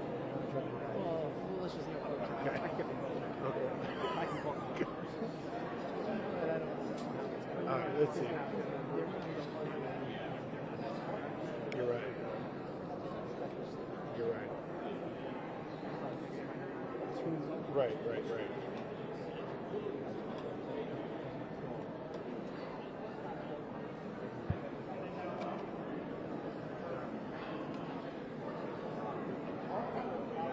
Putting up with the director of CMS.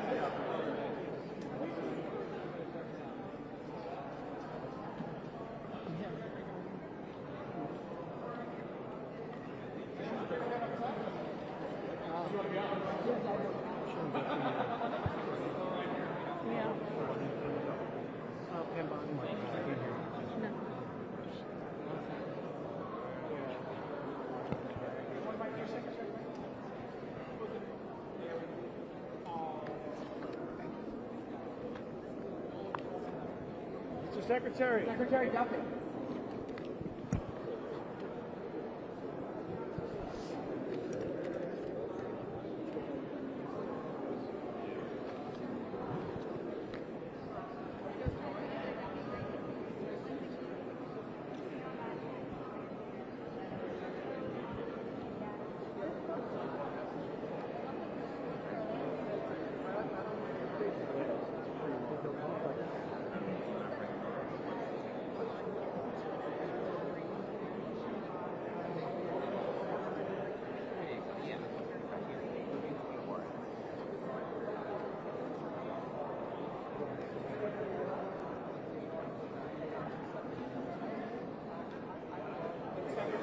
Mr. Secretary.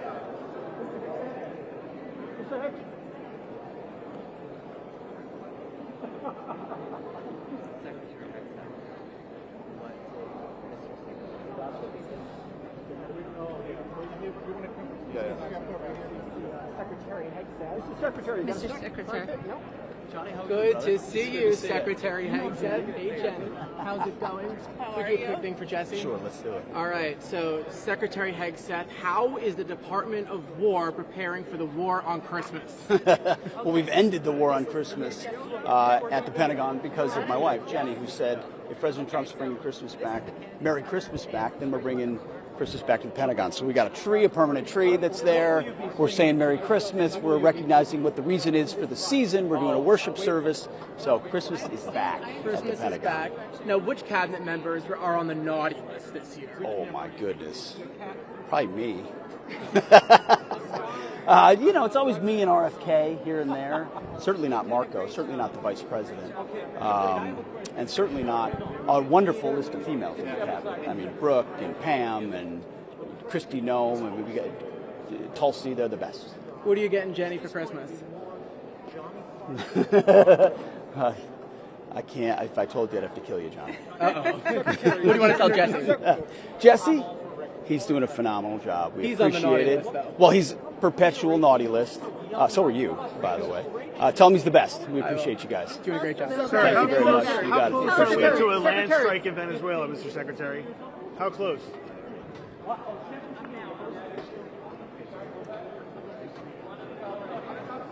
Look at shot. He was walking away.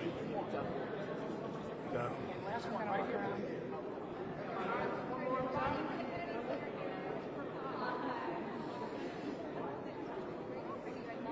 Secretary Duffy. Yes. Hello, John. By the way, well done. Yes.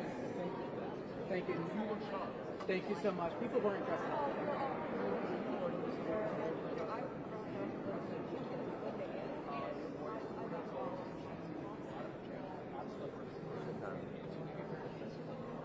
On our way down here, I dressed up and my girlfriend dressed as Sylvester. Shameful. I told her.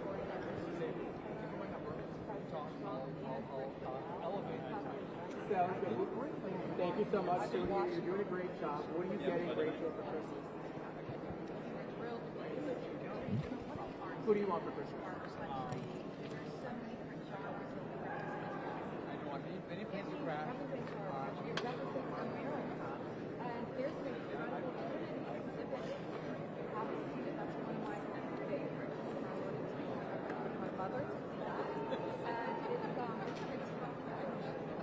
Are the guys going to be here for Santa this year?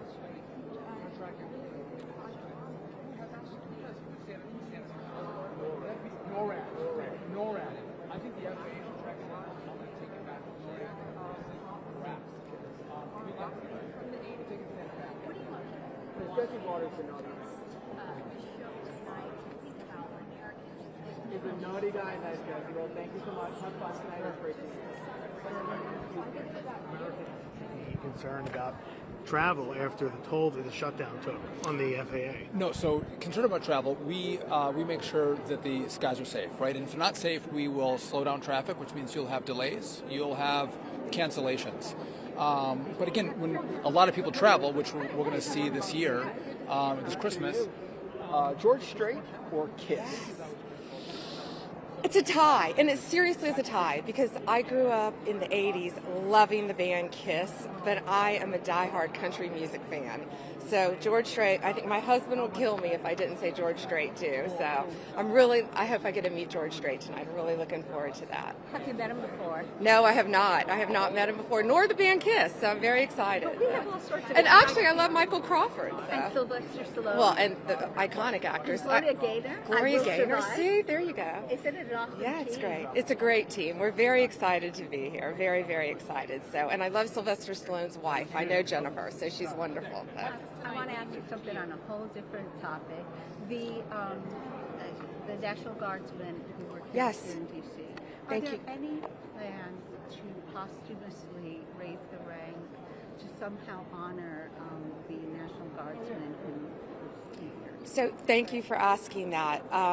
Sarah's family, they're amazing, and I don't know how they're handling this and dealing with the grief, but I'll talk to the Guard about that. I know they have something special in mind for her and for Andy. I spent today with my husband in the hospital with Andy's family, and I can report Andy Wolf, of course, our guardsman who was shot, and he's remarkable. He's a miracle. I was with the doctors. I was with the family. He's a linesman full-time in West Virginia, and there were about 10 linesmen there from West Virginia with his family. Andy moves. He hugged his father last night. So he is making remarkable strides, and when he gets a little better, we're going to have him move to Walter Reed for his therapy, and hopefully he will be making a full recovery. So thank you for asking about them, and please, please pray for Sarah's family, and please pray for Melody and Jason Wolf and Andy's sister and brother and niece and all of his friends. power of prayer. Thank you all. Thank you. After the court ruling on the Epstein files, when can we expect the full files to be released? We're complying with the congressional deadline, and as you saw, a judge unsealed in Florida, of course, the rest of the documents, so that we'll be working on providing them as well. Hey, Giovanni, Merry Christmas. Jesse Waters has a question. I know. How are How's you? he doing? Good to Very see you. good. All right, I want to hear Jesse's All right, question. so people want to know who's on the Epstein list, but I want to know who's on Santa's naughty list this year. Oh, there's a bunch of them. No, a bunch of them. No. Who's on the naughty list? Well, it's not my husband. That's a good thing. Which cabinet members would you say? Oh, on the cabinet members. Oh, this is fun. Let's see. Cabinet members. Bobby Kennedy. Because I had to miss the event where he was training falcons. I don't know if you know that. Bobby trains falcons, and we were out of town, and he had the event without us. So Bobby's on my naughty list. Bobby's on the naughty Bobby's list. on the naughty list. What do you but want for Cheryl Hines is on the good list, because we love Cheryl. We love Cheryl. Cheryl's awesome. What do you want for Christmas? What do I want for Christmas? I want, this is silly.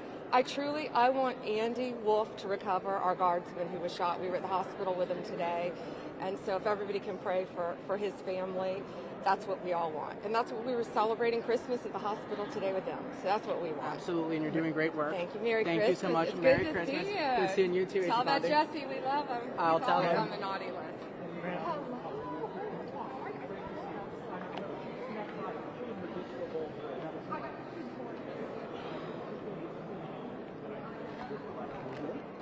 Yeah, the live channel footage with Bonnie and Rex, I think, kept coming to black every once in a while. So there's probably some connector issue. So wait, we're going out? Yes.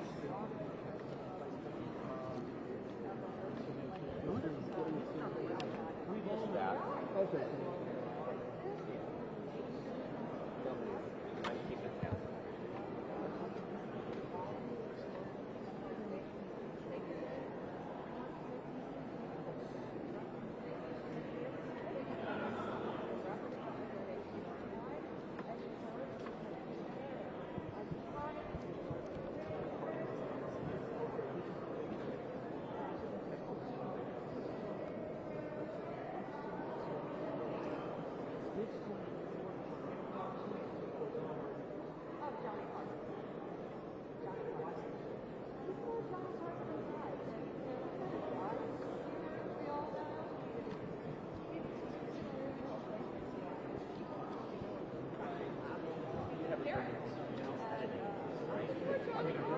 Stuff, but I don't like anything about quality. Yeah, okay, good. Except my head.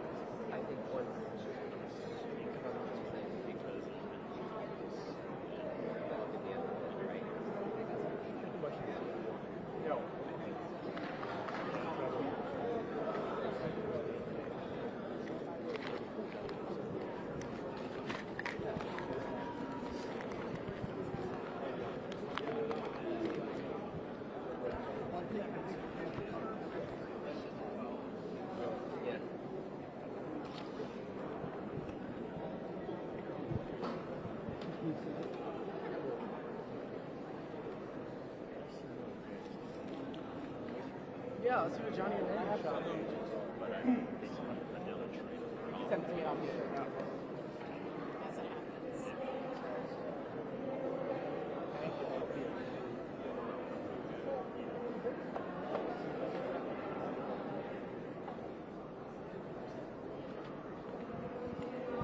They could do it right now. Yeah, I don't know where Jasmine or Annabelle might be helping out, but Jasmine might be able to. Can I ask a question? I sent an email that I think it was Jasmine that had to go. It was for clarification on the restrictions, because you guys sent in the Maltbox restrictions, Kennedy Center restrictions, and then you said CBS restrictions, and there's some contradictions with dates and all that. We're Reuters, so we give it to everyone. Do you know? And I haven't gotten a response yet on this email. Do you know who else I could send it to, or how I could get some sort of response? We had some very specific questions, you see. I'm afraid everyone on this team is very tied up right now, so I can't really answer that question. But you don't know who? Who did you send the email to? Just the PR. Yeah, I'm afraid we're all tied up right now. To whom could I forward it? I mean, it's a legal thing, so it's like urgent. Yes. Because I don't want it to not go out the way you want it to. We want to do what you want, but you said, so what are the questions? There they are. Okay. So the CBS said references a December 7th show live broadcast, December 23rd airing. The CBS restrictions say clips are not recorded until the show is over on the East. Does that refer to December 7th or December 23rd? 23rd. Okay. So the red carpet is fine. Yeah, we know that. Anything in the show? Right. No. Right, but the show, all your restrictions only have to do with the show, because the red carpet is Reuters. Right. So you have CBS restrictions and you have Kennedy Center restrictions, and they're different. Right. Which ones are we supposed to follow is the question.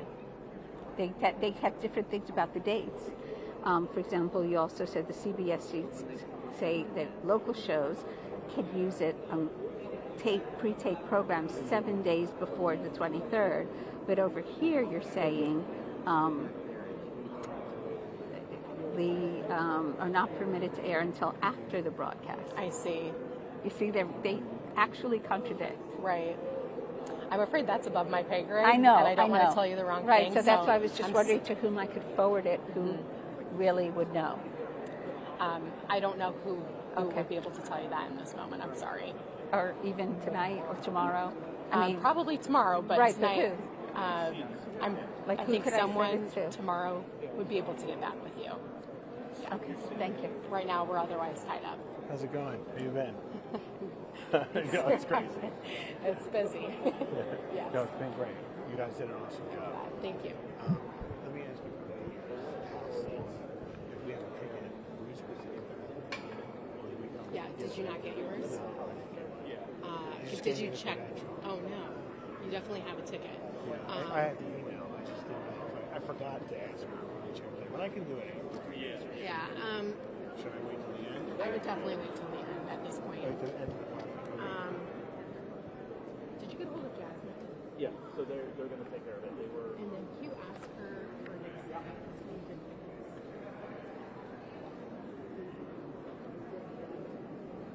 That's fine. Take your time. I appreciate it.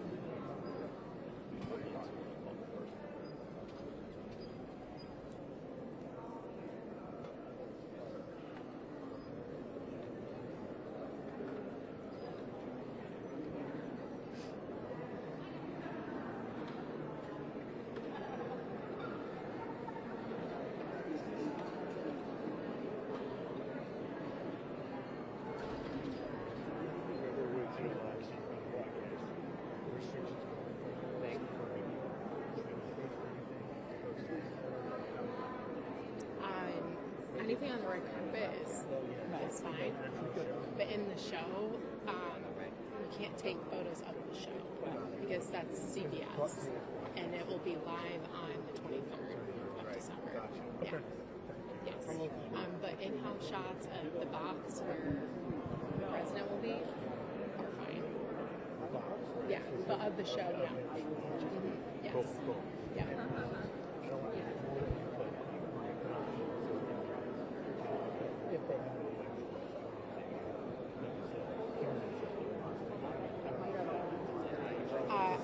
I'm not sure, but I can let you know. Thank you so much. So Appreciate it. I just want to clarify, over here you're saying that these clips cannot, there's clips that we're going to get later in the show, cannot be broadcast until the 23rd?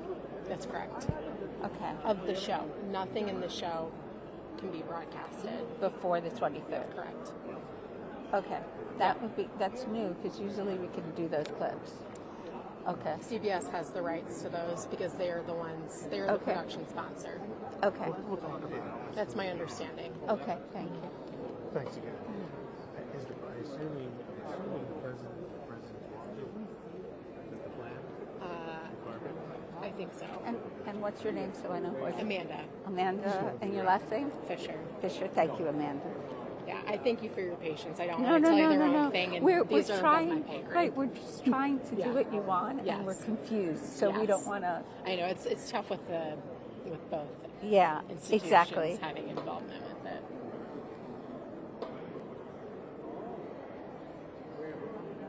Just saying the clips.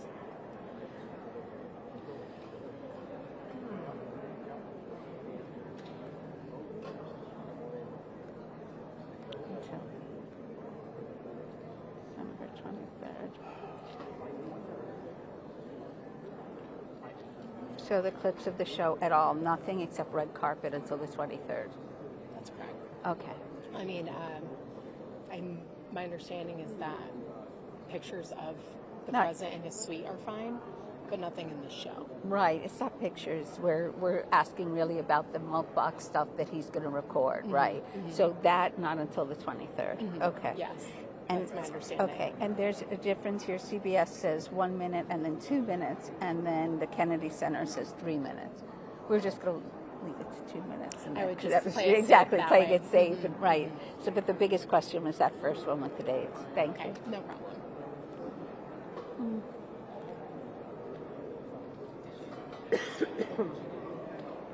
I technically should get answered.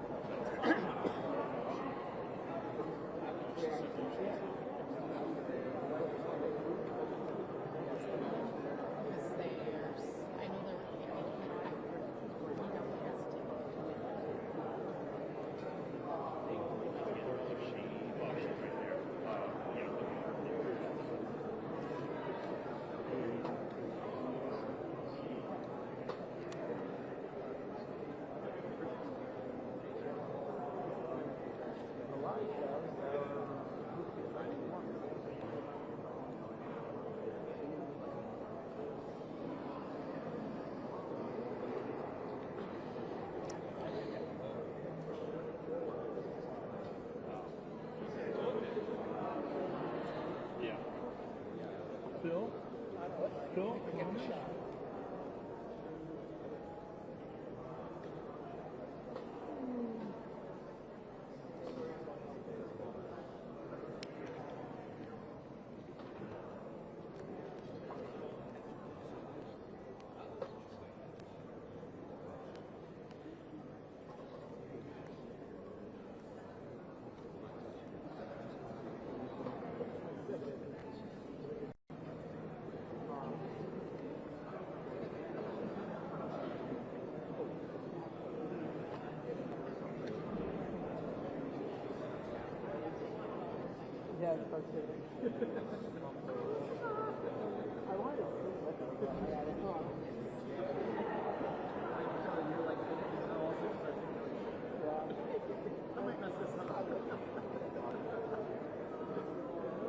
It's not often you get very good at this.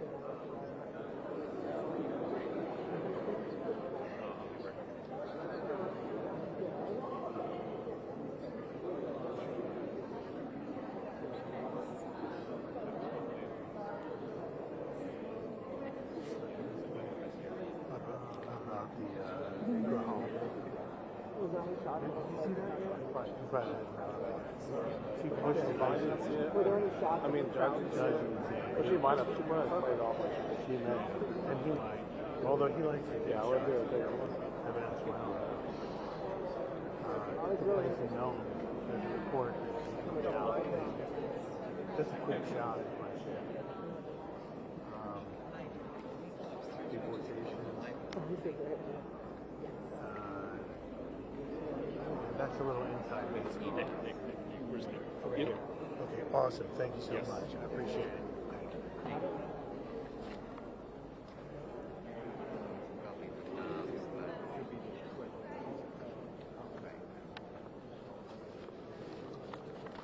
We've got to back up.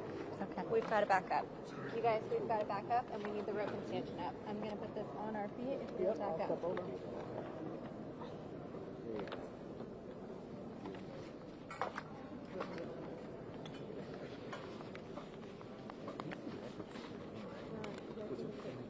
CBS restrictions are new, right? That was their whole, we had a whole thing. Actually, I missed the scene. I was like over here, and I was like, wait, what the fuck? There's a difference with the CBS emails versus what they have the size of the multiple. The body on the side? It's like, I agree with that. Came here on the pretense of thinking it was watercolors.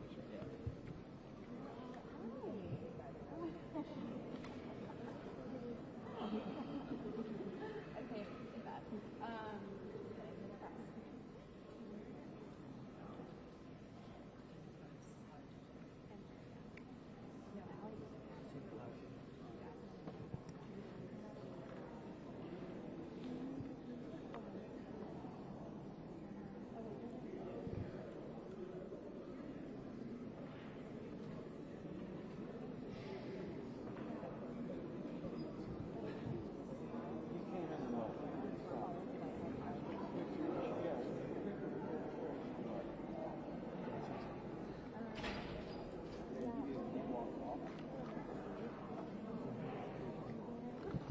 He walked. He walked.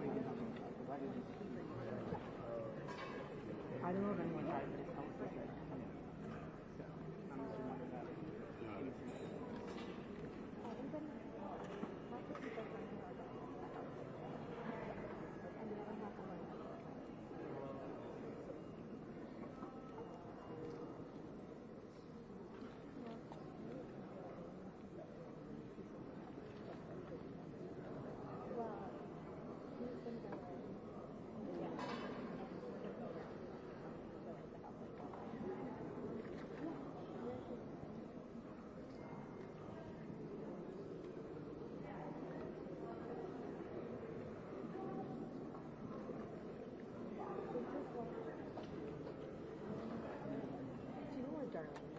Right behind you.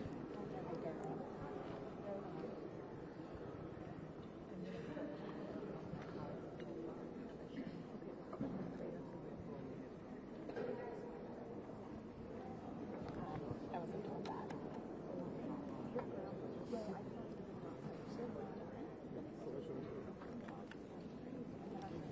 Jeff? Hey, I didn't know you were back there. Do you want to be up here in case? Sure. Sure. Great. But you have to run this device. How are you? I did. Okay, just I need you to step on the other side of this. There we go. Yep, you need to be right where I am. Where you are. Yep, So Mike- I'm giving you the mic. Mike will go. Jeff.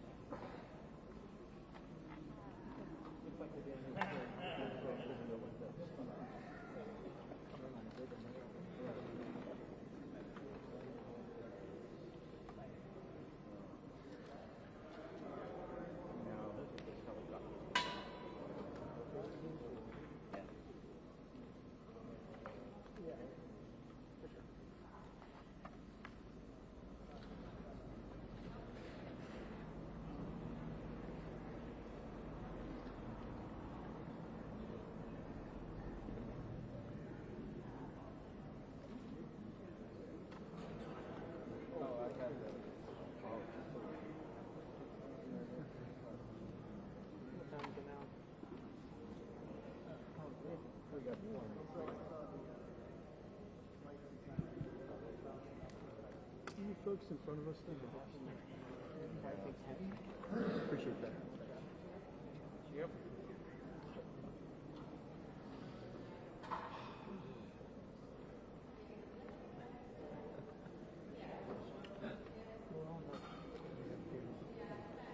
Yeah, I know, right?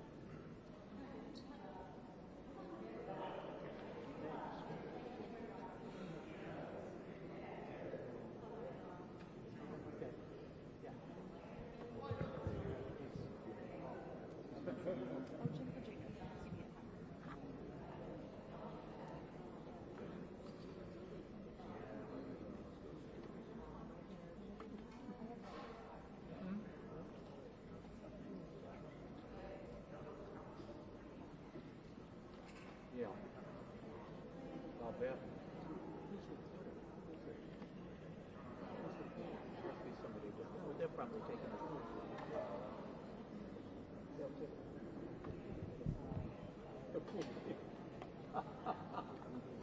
Somebody hasn't eaten enough today. Yeah.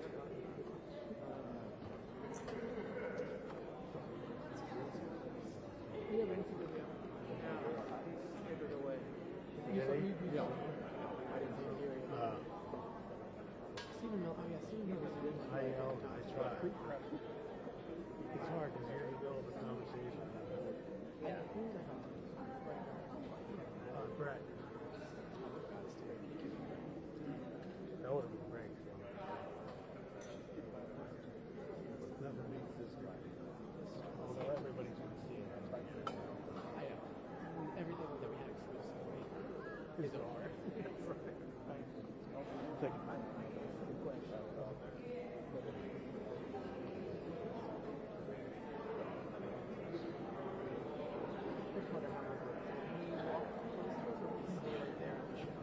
I've seen it. Oh boy. That was probably the only thing which is okay. Wow.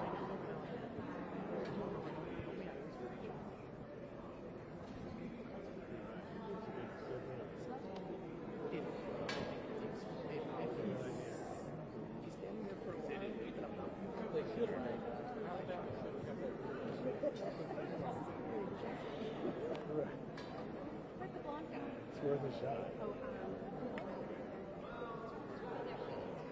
Yes. Okay, 2 more movements.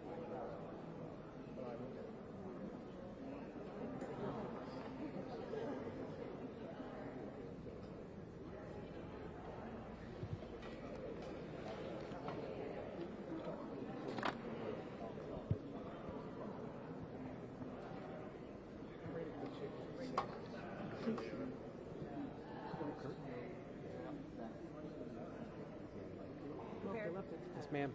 I have nothing else. I tried. We'll make it.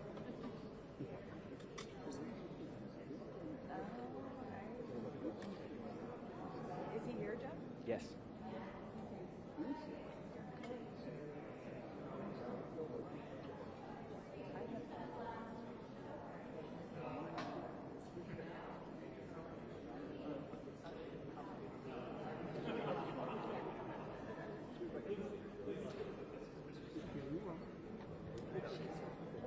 Hello.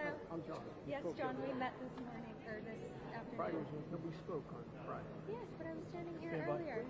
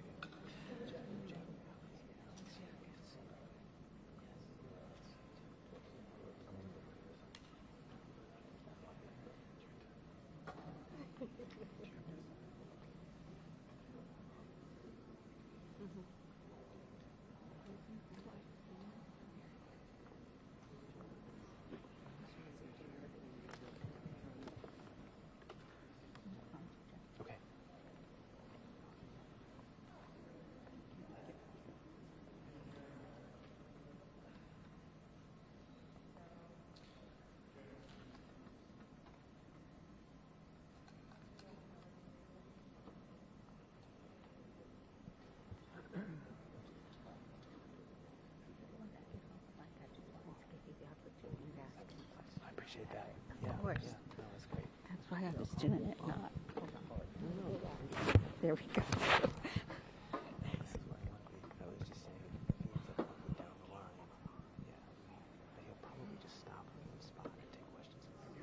That's what he did for Landis. So if he just stops somewhere in the middle, that's best practice.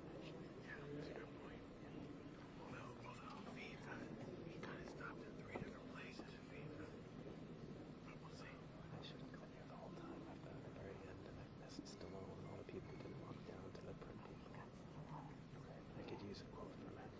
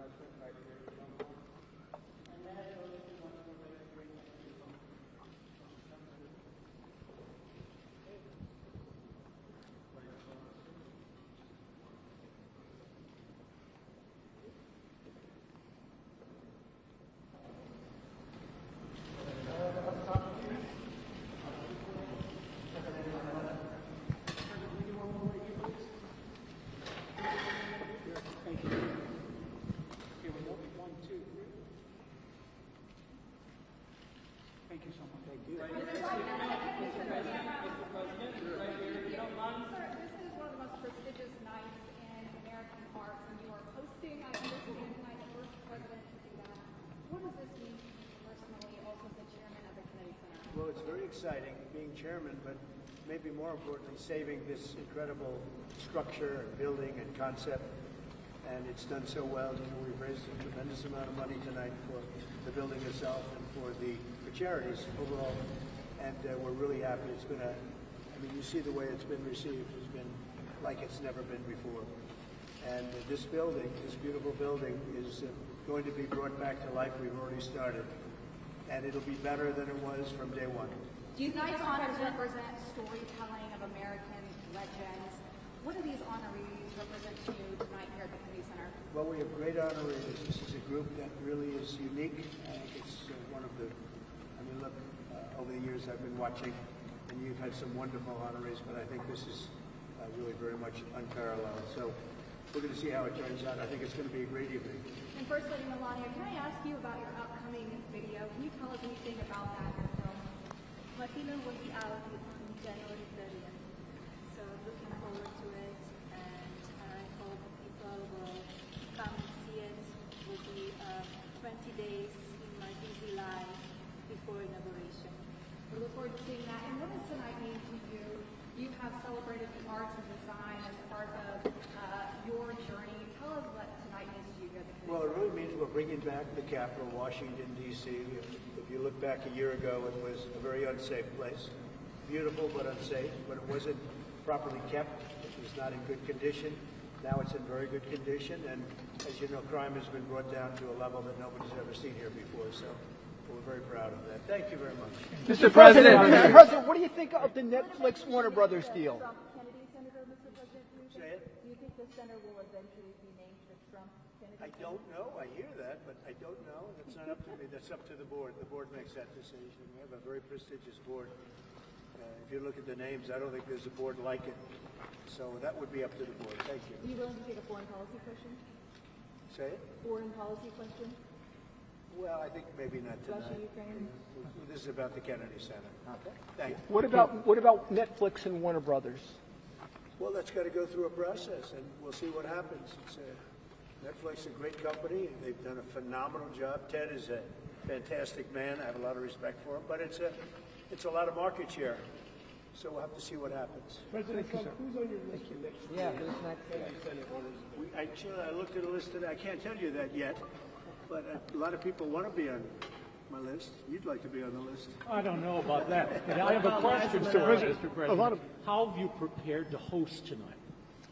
Well, maybe I haven't prepared. Maybe you want to be a little bit loose. If you look at the great hosts, Johnny Carson, Bob Hope, those are the greats. If you look at the not-so-greats, like Jimmy Kimmel, he was just terrible. But no, I think you want to be just loose and not a lot to prepare for. Really. You know what you have to be? You have to be yourself. I've been asking your cabinet tonight, is this going to be more Johnny Carson or Don Rickles? Well, Don, I knew them both, and they were both great guys and friends of mine. Both difficult, very difficult, but great. I mean, I was really very close to both of them. You can't compare them. They were very different. Why did you want to Johnny Carson for hosting was top of the line. President Trump, Jesse Waters has a question for you. What was your favorite moment of 2025? It was a big year. I think when Jesse Waters interviewed me. It was such a phenomenal interview. He's a great guy, and you're a great guy. You're doing a very good job out there. I'm proud of you. Thank you so much, President Trump. Who is on your naughty list this year? Oh, that's a long list. I better not tell you it's not a problem out there in the world. No, we have a pretty big naughty list, but our country is doing well. We're the hottest country anywhere in the world right now. And a year ago, we were a dead country. We were a dead country that was laughed at all over the world. We're the hottest country in the world. What would be the implications? Jesse Waters is terrific. What would be the implications, Mr. President, of the Supreme Court overturning your authority on the tariffs, the emergency authority? What would be the implications for the economy and for the country? Well, we have a right to go a different form of tariffs. We have a right to go licensing. We have a right to go other ways. But the form of tariffing, as we call it, the current form of tariffing that's before the court, gives us great national security, more than anything else, because it allows the president to act quickly and effectively, swiftly, and make a decision. And as you know, I ended 8 wars. We're trying to end a 9th, and we thought this would be maybe one of the easier ones. We just did Rwanda and Congo, and that was going on for 30 years. The Russia-Ukraine, I thought was going to be a little bit easier, but it's not being made easy. It's a very tough war, very nasty. 27,000 people died last month, mostly soldiers. I will say that I really think this is really a night of joy tonight because of what's happening with this building. It's going to be fantastic when you see the end product. It's going to be better than it was new, and I think we'll celebrate that. But I will say that our country is doing really well. Some Republicans have expressed concern about using the tariffs, the revenue for a dividend, saying we should be paying down the national debt. Well, we will. What's your thought on that? But I also think that we're making so much money with tariffs that we'll also be able to make a nice dividend to middle-income people. We're talking about middle-income and lower-income people. We're not talking about dividends to rich people. But there's so much money being made from the tariffs, and countries that were taking advantage of us for many, many years are not taking advantage of us anymore. We're taking in tremendous amounts of money from countries that we were losing lots of money to. And you know what? They're okay with it. They're not complaining. They're not complaining about the tariffs. I'd rather not have them, but they're not saying there's anything wrong. And the big thing is, in the court, we have tremendous flexibility with the current system. It's unbelievable for national security. I've ended 8 wars, largely because of trade and because of tariffs. If we go the other tariff route, and there are other routes we can go, but it won't give you the same pure national security as this one. This one is swift and very powerful. Mr. President, what's the next step in Russia-Ukraine talks? What's your next step in Russia-Ukraine talks after last week's negotiations? So we've been speaking to President Putin, and we've been speaking to Ukrainian leaders, including Zelensky, President Zelensky. And I have to say that I'm a little bit disappointed that President Zelensky hasn't yet read the proposal. That was as of a few hours ago. His people love it, but he hasn't. Russia's fine with it. Russia, I guess, would rather have the whole country when you think of it. But Russia is, I believe, fine with it, but I'm not sure that Zelensky is fine with it. His people love it, but he hasn't read it. So someday you'll explain that one to me, Jeff. I don't have an explanation, sir. What's the next step in that process, Mr. President? Thank you very much. Good job you're doing. Say hello. Thank you. What would you like to see Sylvester Stallone do as a Hollywood ambassador? in Hollywood? He is automatic. I mean, as far as I'm concerned, he is one of the ambassadors, as you know, and he's already been doing that. And, look, all he has to do is be himself.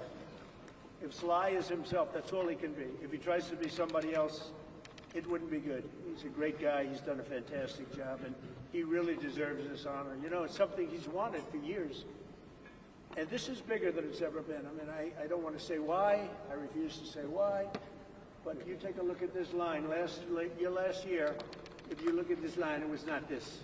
It was a different thing. Why are you and the First Lady expending so much time, so much energy in revivifying and remaking the Kennedy Center? It's not the Kennedys. We are. Look, Bobby Jr. is doing a fantastic job. It's not the Kennedys. It's our country. We're bringing our country back, and we're bringing D.C. back, Washington, D.C. We're bringing our capital. It's a safe place now. No, I mean the Kennedy Center, the center itself. Why are you so focused on revivifying? Because it could never be built again. It's got three massive places, call them. You have different stages, dance, theater, and you have a place that we're going to be in tonight that there's really nothing like it in the country. And if this disappeared, you'd never be able to build it again.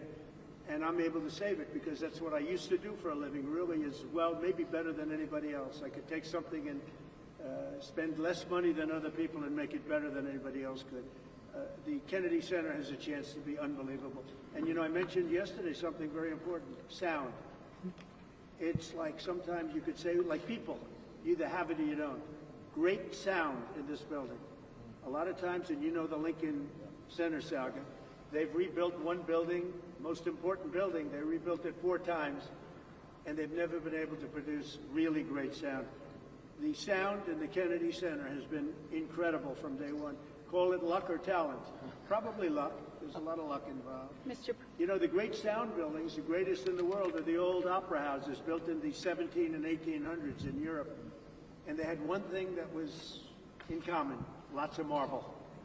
And they didn't have sound engineers. They had lots of marble. And this has got great sound, even right here in the hallway. The sound is fantastic. Thank you very much, Raymond. Madam First Lady, what do you want for Christmas this year? I'm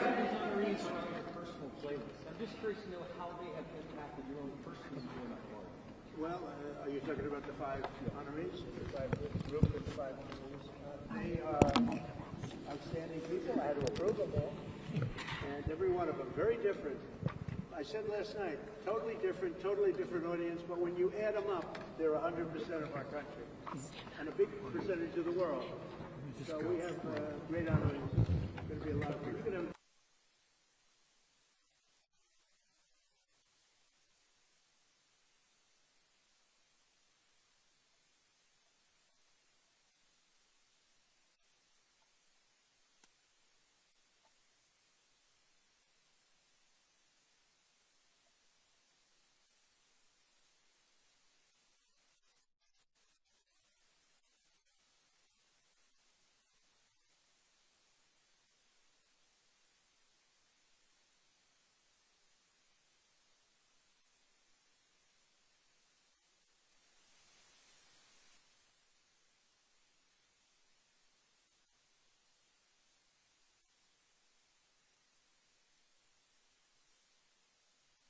Get the president to host.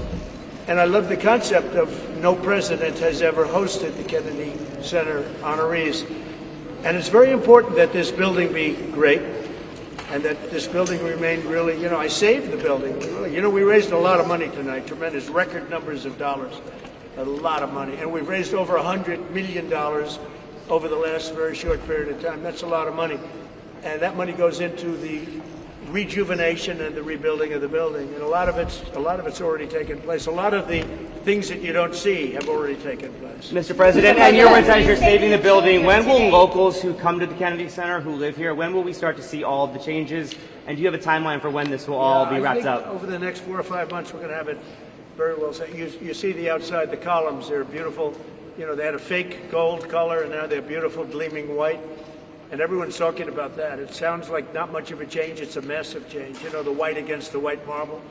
The marble is being rejuvenated. They're great pieces of marble, but they've been let go and they've been tired.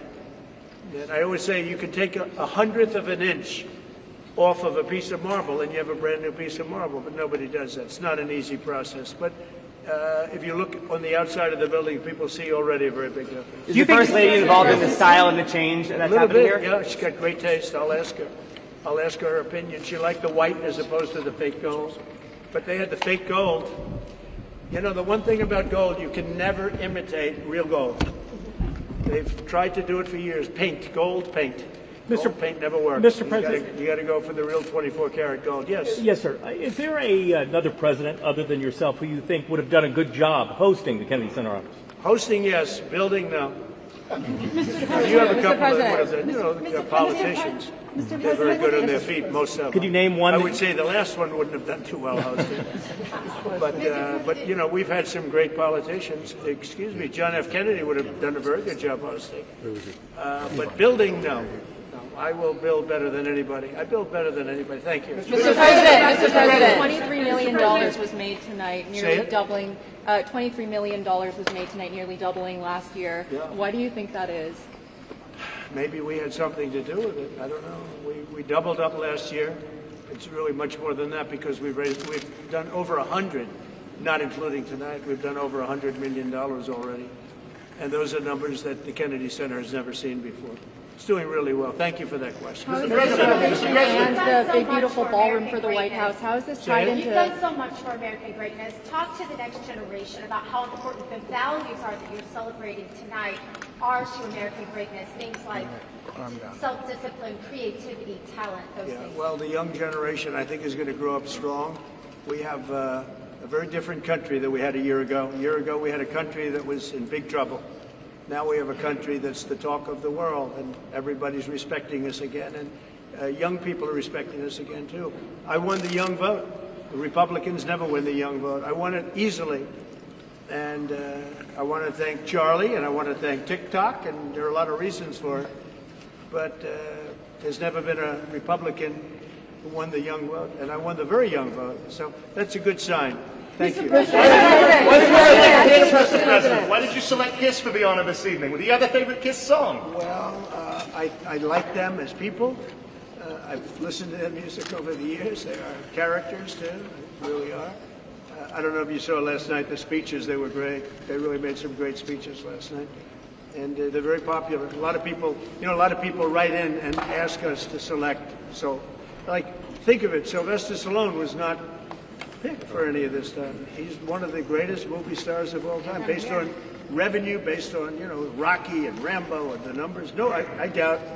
Maybe there's a couple of stars that have done something equal, but really there's nothing like it. So we're going to have a very exciting night. But Kiss is terrific. Mr. President,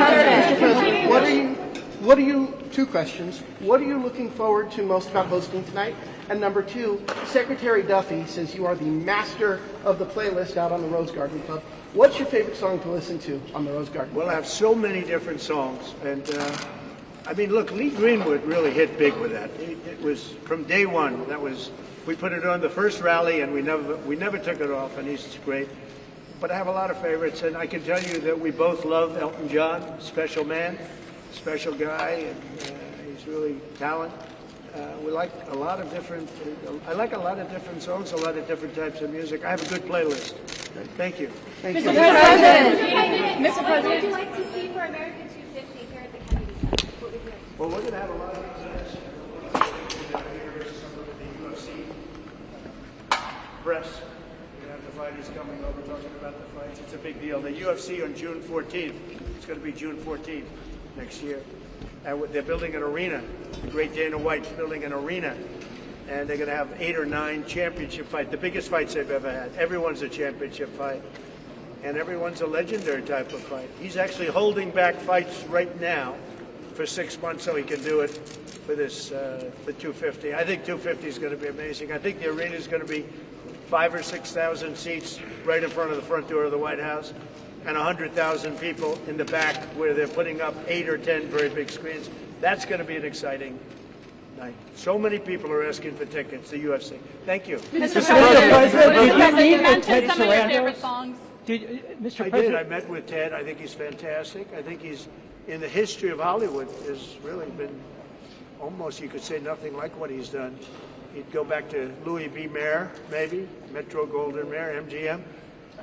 Ted has done an incredible job. I mean, he had a company that was very troubled 7 or 8 years ago, and he took it over, and he's really done a legendary job. Should they be allowed to buy Warner Brothers? Should Netflix? Well, that's the question. They have a very big market share.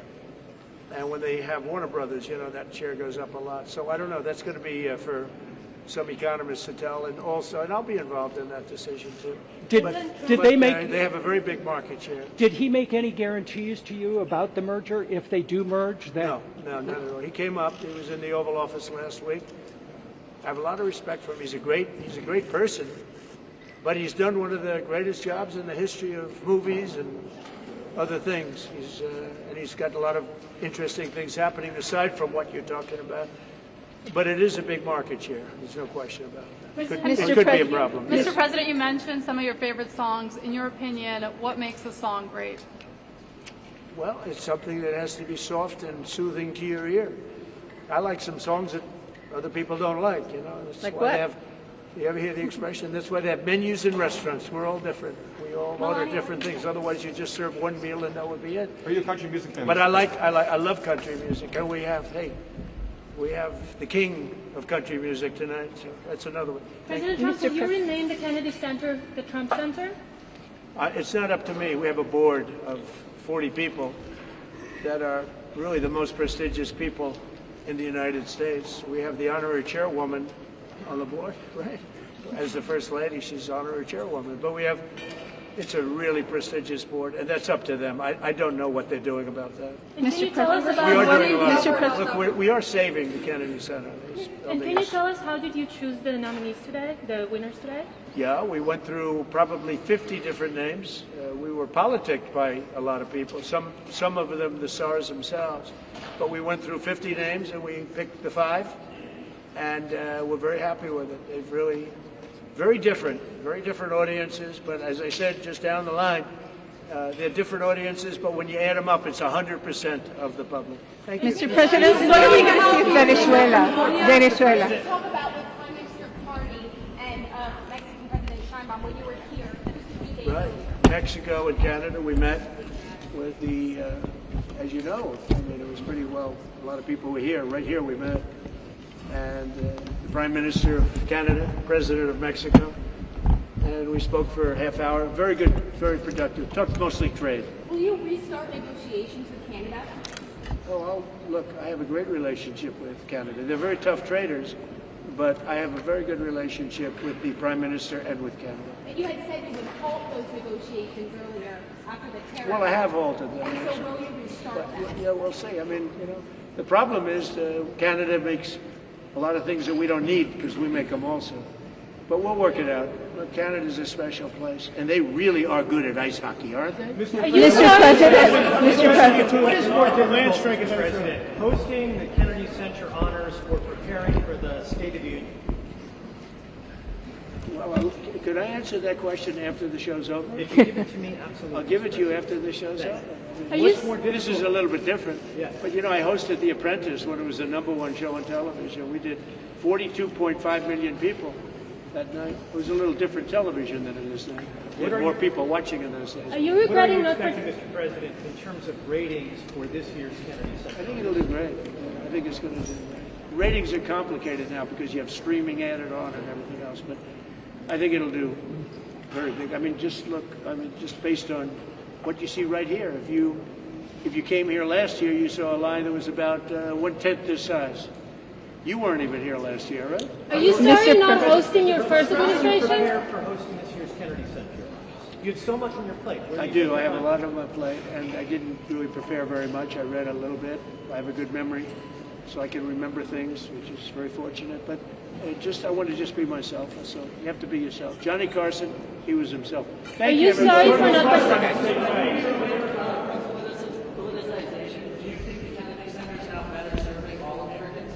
I think it is. I think it's been really enhanced very greatly over the last 10 months, meaning since we've been here. And we're making it great. We're going to make it physically great as a building. So you won't even believe how beautiful it'll be. And we saved the Kennedy Center. That's a big thing. Thank you. During your first time, you stayed away from the awards. you know Don't move. everything